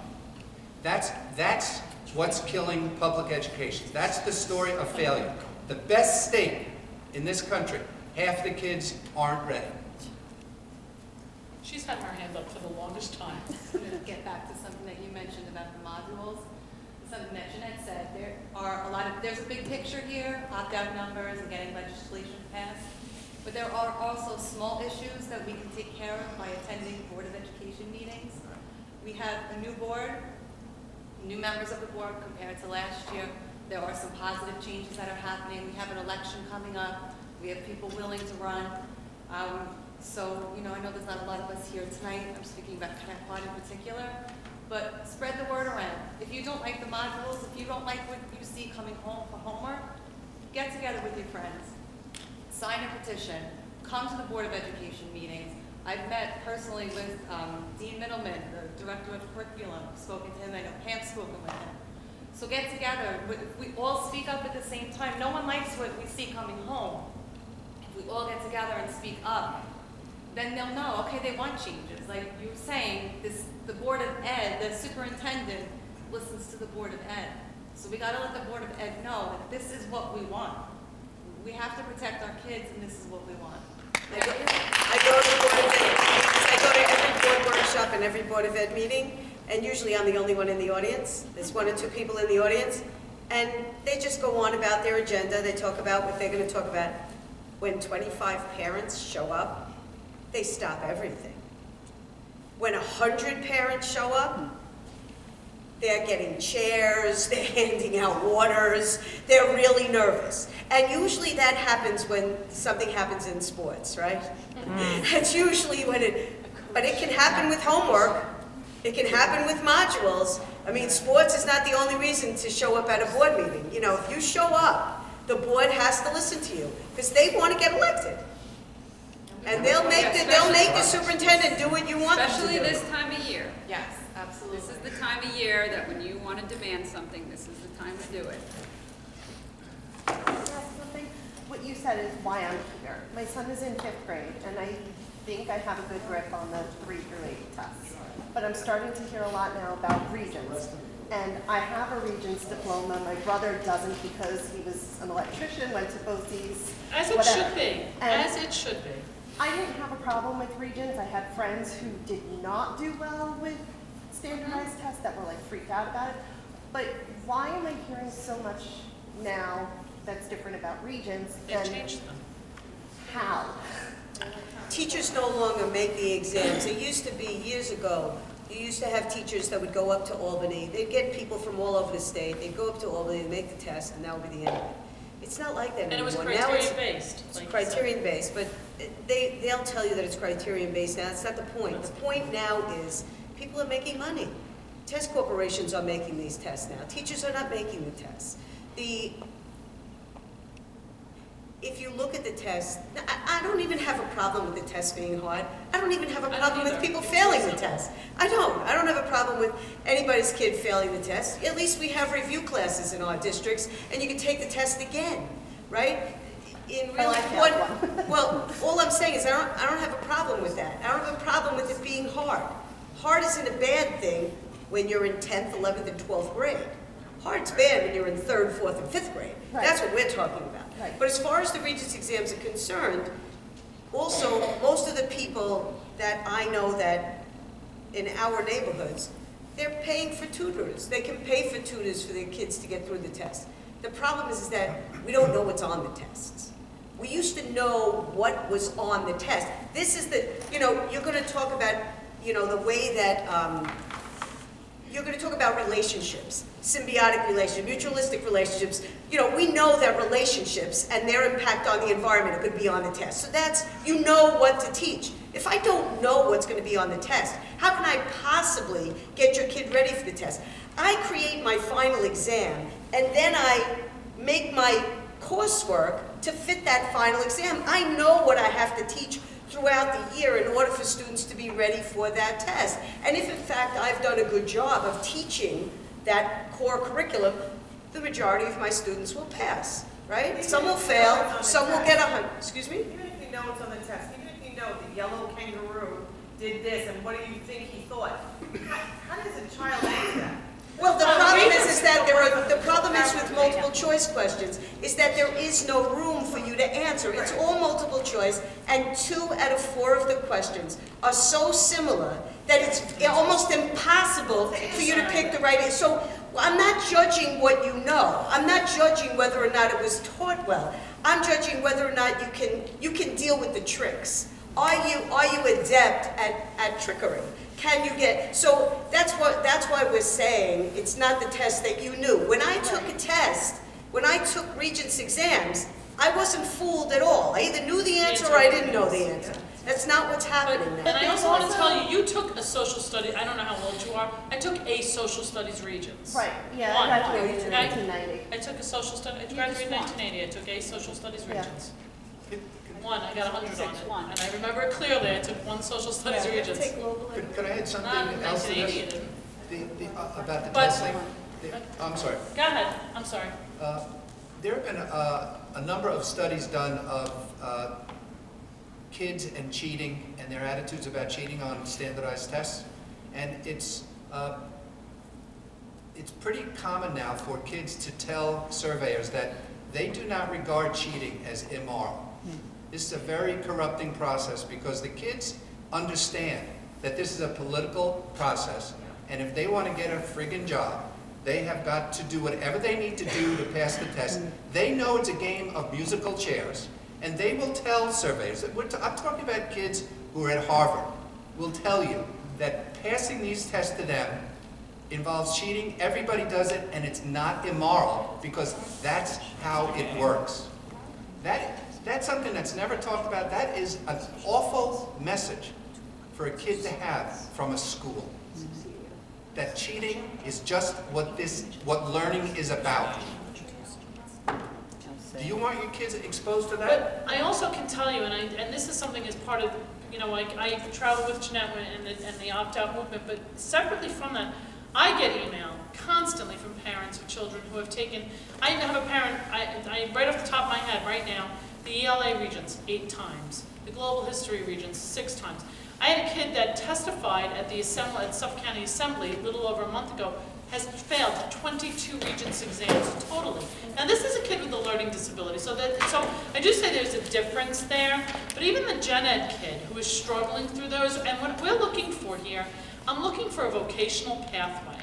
There needs to be a pathway where a child doesn't have to be adept at answering a DBQ. I'm sorry. I don't care if my exterminator can discern the difference between 2 answers that are this close. I don't care. If he wants to go and be an attorney, that would be an important skill to have. He wants to kill the bugs in my house, he doesn't need to do that. So there needs to be a pathway out of high school that does not require that a kid sit through a Regents exam. I have to just add something. We're often compared to Finland, and I've been to schools in Finland. Do you know that in 9th grade, they encourage kids to go to vocational school? Okay, so if we really want to compare ourselves to Finland, let's really take a hard look at it. They encourage kids because you know what? A lot of those kids are going to make a lot more money than kids who finish, okay? My son is a general contractor, and when he sees the prices that are charged by the plumbers, he said, I made a mistake, Dad. I have an engineering degree. Maybe I should have just, dropped out of school and become a plumber. So we've got it all backwards. So just as you're saying, is why do you need to know these tiny little infinitesimal things in order to be successful later on? It doesn't make any sense. This is also where I'm confused, because the reason that I got a Regents diploma is I was planning to go to a state school, and the only way to go to a state school back then was to get a Regents diploma. I was in advanced placement classes, and I would have been fine not having the Regents diploma. I had friends who didn't have a Regents diploma. But what you're saying now is the only way to get a diploma is taking Regents? Oh, yes. That's the only diploma there is there no is. way. And it's not called the Regents diploma. It's just if you have an IEP and you do the 5 to 55, it's called a local diploma. They don't even give you the courtesy of calling it a Regents diploma. Okay. It's a local diploma. And a child who's a gen ed child has to still score a 65. And there is a waiver in place. It's a new waiver that was given to a mom in Brooklyn. Basically, it was written for her. I think she was louder than I am, or more aggressive, or better connected. I don't know. Maybe she sat in Governor Cuomo's office and had a conversation with him. But there is a waiver for gen ed students, and basically you can appeal up to 2 Regents scores at a 62. Okay? But what if you fail 3 of them? And statistically speaking, and all the educators on this panel will tell you this, you'll take a Regents 1 time, and say that first time you score 60 on it. The second time, you may actually pick up a point or 2. Okay? Very rare that you're going to go from a 60 to a 75. But you know what happens the 3rd time you take that Regents exam? And the 4th time, and the 5th time, and the 6th time? It's going down. Statistically speaking, that score is going. Right now, that kid I mentioned before is taking the ELA Regents 7 times. You know what his last score was? And he started at a 48. You know what it was? 16. 16. Now, how stupid do you think that kid's feeling right about now? Yeah. How good do you think? And so I think to what is the price of that? And does that kid again? One of the things that clued me in when my daughter failed the global, I printed it out, and somebody said it before. I wanted her to take it, because I'm a teacher, and I said, where are the gaps in your knowledge? Let me see. 10 questions in. Mom, what does the word significant mean? I said, my daughter's language impaired, and she is dyslexic. What does the word significant mean? It means important. Now, if my daughter's disability was truly accommodated, in a way that should be accommodated, she would have a dictionary available to her to look up the words she didn't know. But she doesn't, and she's not allowed to have that. I tell her important, she goes about her day. A few minutes later, and this is something I still laugh about to this day, 2 words she comes across on the Global History Regents, an isthmus and an archipelago. Anybody know what those two things are in this room? Either one of them. Anybody know what either one of them are? So I called, this is my first phone call to Regent Tillis, and he tells me that this is important information for her to know. So now I knew, when I read those words, I knew what an isthmus was. I knew immediately. I remembered that. I said, oh, okay, that's that tiny little piece of land that connects two bigger pieces of land. It's called, they're geographical things. An archipelago is a string of islands, like Hawaii, the Philippines. So Tillis tells me this is important information for my daughter, and I said to him, you know what my daughter's really good at, if she needs that? She's good at Google, okay? If she needs to know that, she can consult Google, and she can find out what those things are. She's really good at that. Do you need to know what those are? To go through your life, I'm a special ed teacher, do I need to know what that is? Not unless one of my students asks me, you know what else I'm really good at? I'm really good at Google too. And I would tell my student, I would actually tell my student, why don't you go to the computer in the back and look it up, and then you can tell all of us. If I had time, if I wasn't so concerned with getting through the modules. You know what I mean?